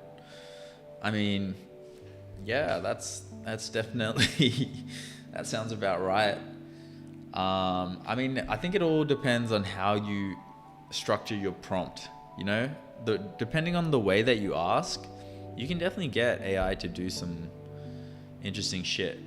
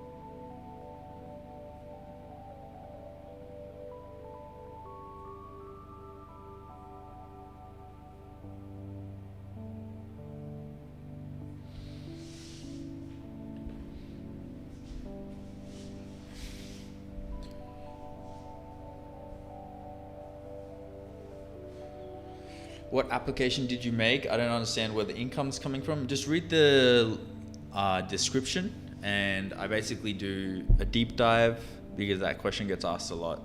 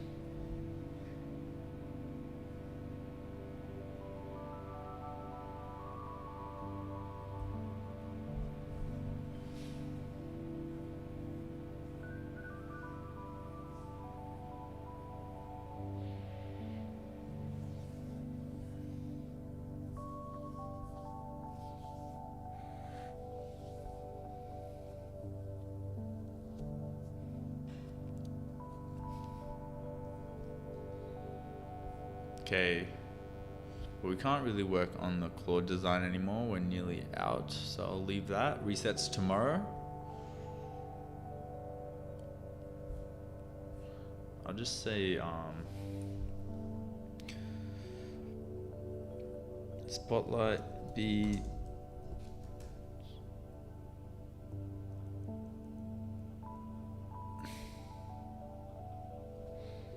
be no.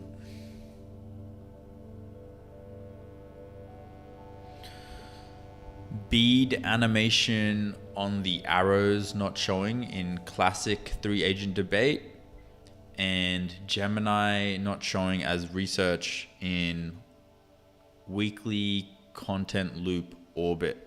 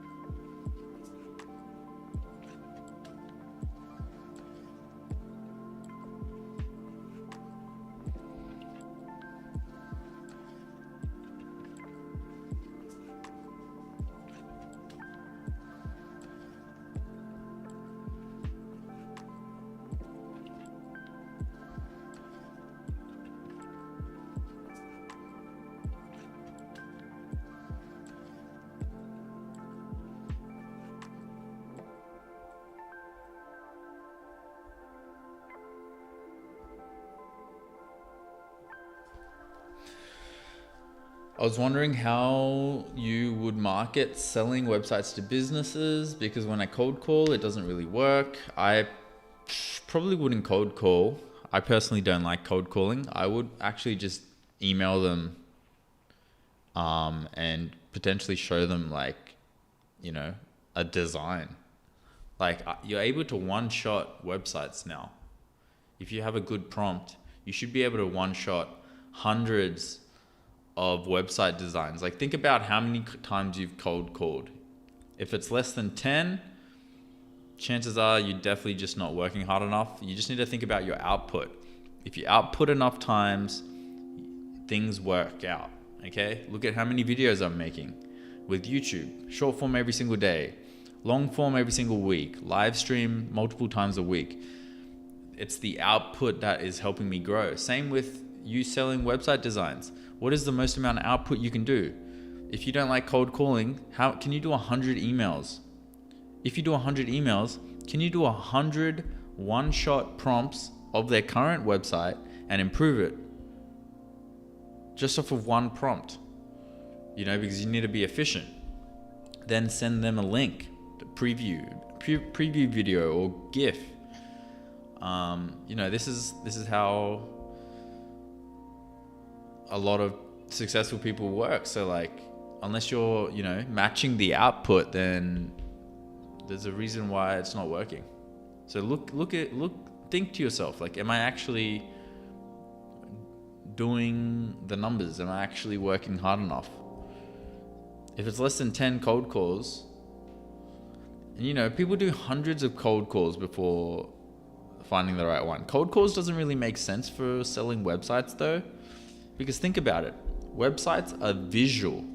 So cold calling someone to sell a website doesn't make any sense, because visually they need to see it to be sold.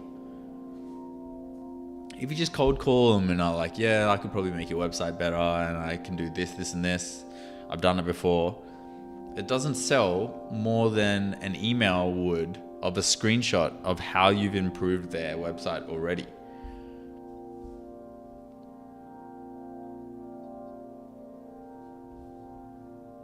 Like, you need to think about how you're attracting the client as well, right? Like, cold calling doesn't really make sense for websites at all, actually. Like, why would, if I'm just thinking, if someone called me for a website, why would I even pick the phone up? I'd be annoyed that they called me.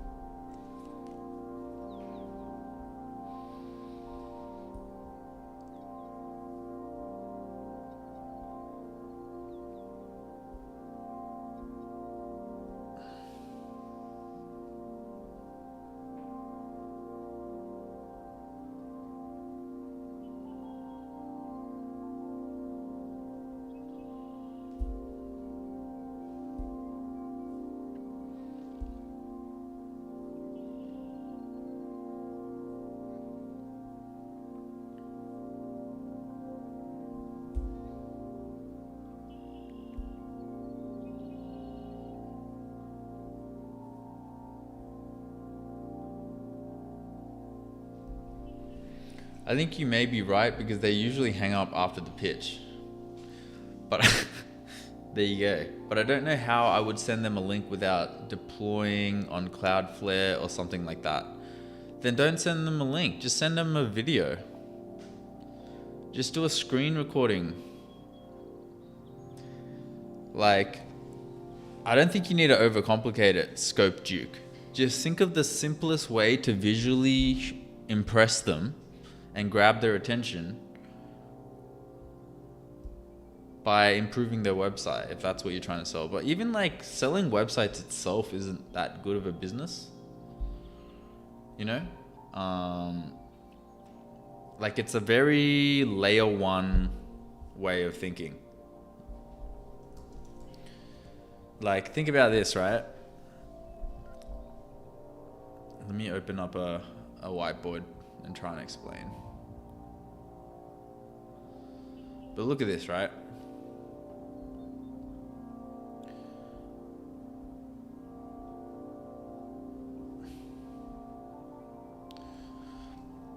So let's say AI comes, right?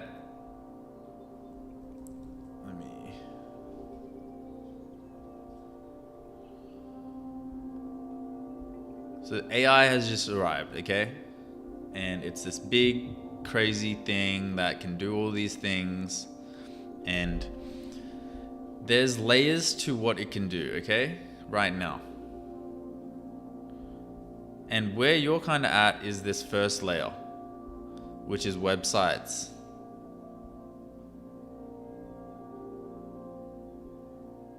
It's like where everyone who's looking at AI for the first time thinks, oh, I could build a website. Oh, I could sell a website. Oh, I could do this. You need to consider, like, okay, what is the second layer? Now, the second layer is going to be more around, like, probably ChatGPT wrappers. It's like, oh, I could actually build an app and, you know, have ChatGPT wrapper in there.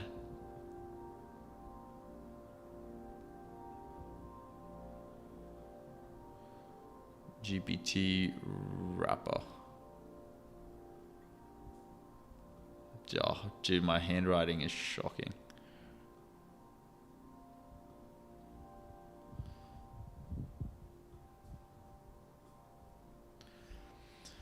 But then I think where it goes deeper is when you actually start combining your hobbies. You start combining, you know, what do you enjoy? You know, maybe you enjoy helping businesses with marketing. Maybe you enjoy this.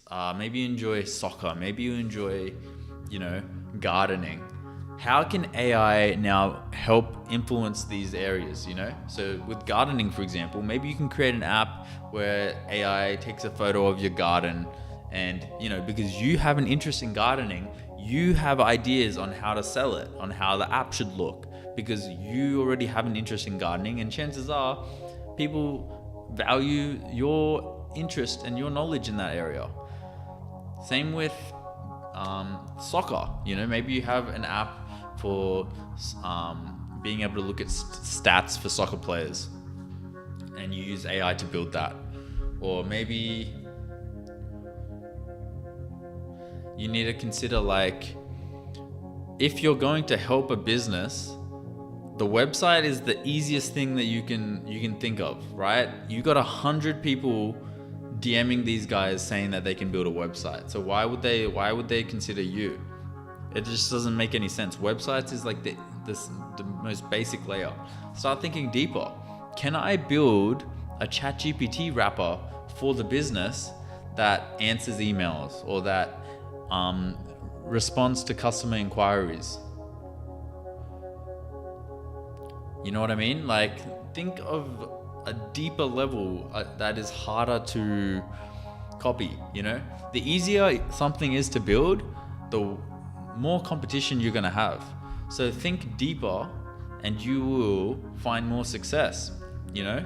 Already a ChatGPT wrapper for a business is a huge upgrade for someone who may need this. You know, they're seeing AI everywhere, and a simple way for a business to get involved is by implementing AI into their business. Don't think of how you can use AI to service a business. Think of how you can implement AI into the business. Because why would anyone want a website? Everyone over here is talking about AI and the future of AI. They see it on the news, they see it in the stock market. Why do they just want a website? Like, you're looking at the wrong area. You're thinking about it differently. You want to think about how you can implement AI into the business, and you can use AI to help you implement it as well. But yeah, I hope that helps. And on that note, I'm probably going to wrap the stream up. But if a business doesn't have a website, they won't need the AI, so provide the website and package it with AI and whatnot. Yeah, but also like consider that if the business doesn't have a website and they're doing well for themselves, chances are they don't even need the website. I don't have a website. Look at my links. I don't have a single website on any of my channels. So why would the business need a website, you know? So you got to consider like, okay, maybe they don't need a website. They have enough people calling them or enough people sending them messages on Instagram. The reason they haven't got a website yet in the years of being in the industry, there's probably a reason for that. Do you want to be the guy that has to come in and teach them like, oh, you need a website? You don't want to be that guy. That's a huge obstacle that you don't want to have to teach them. And also, everyone has a freaking website these days, dude. The local plumber has a freaking website. Think about how AI can be used to help them in their day-to-day business. ChatGPT Wrapper is a really simple, easy one to do. Importing all of the business's knowledge or data into a ChatGPT Wrapper in a big system prompt or vector database. And if you don't know what these are, go out and learn it. And then providing that as a service to reply to customers. Charge them a $500 monthly retainer and say that you'll implement it for free. You know, what is your competitive edge? What's going to differentiate you? And don't hop on the, I'm making a website for you because you know how to make websites now because of AI. Everyone knows how to make their own website now because of AI. Think about how you can implement AI into their business because that is the wave you want to hop on. They're already convinced AI can help them in their business. Everyone's talking about it. You just need to be the one to offer that service. I created a website that scrapes for businesses without website and or broken ones. Look, if you're capable of doing that, then you're capable of helping other agencies with create efficiencies just like you have for yourself, where they can scrape, competitor websites and use AI to explain to them what is different from their competitors versus their own website or services that they're offering, etc. There's so much that you can do, man. Just be creative and prompt ChatGPT and Claude if you need help. But on that note, I'm going to end the stream here. Thank you so much for joining me today, guys. I really appreciate it. Hopefully my goatee grows back so I stop looking so chopped. And tomorrow I'm excited because we're going to look into getting this landing page up and running. You guys can help me verify if it's good or not. And let's also get the payments and database working too. But yeah, thanks for joining today, guys. I'll see you all tomorrow, same time, 8 a.m. Sydney. Peace out and have a good one.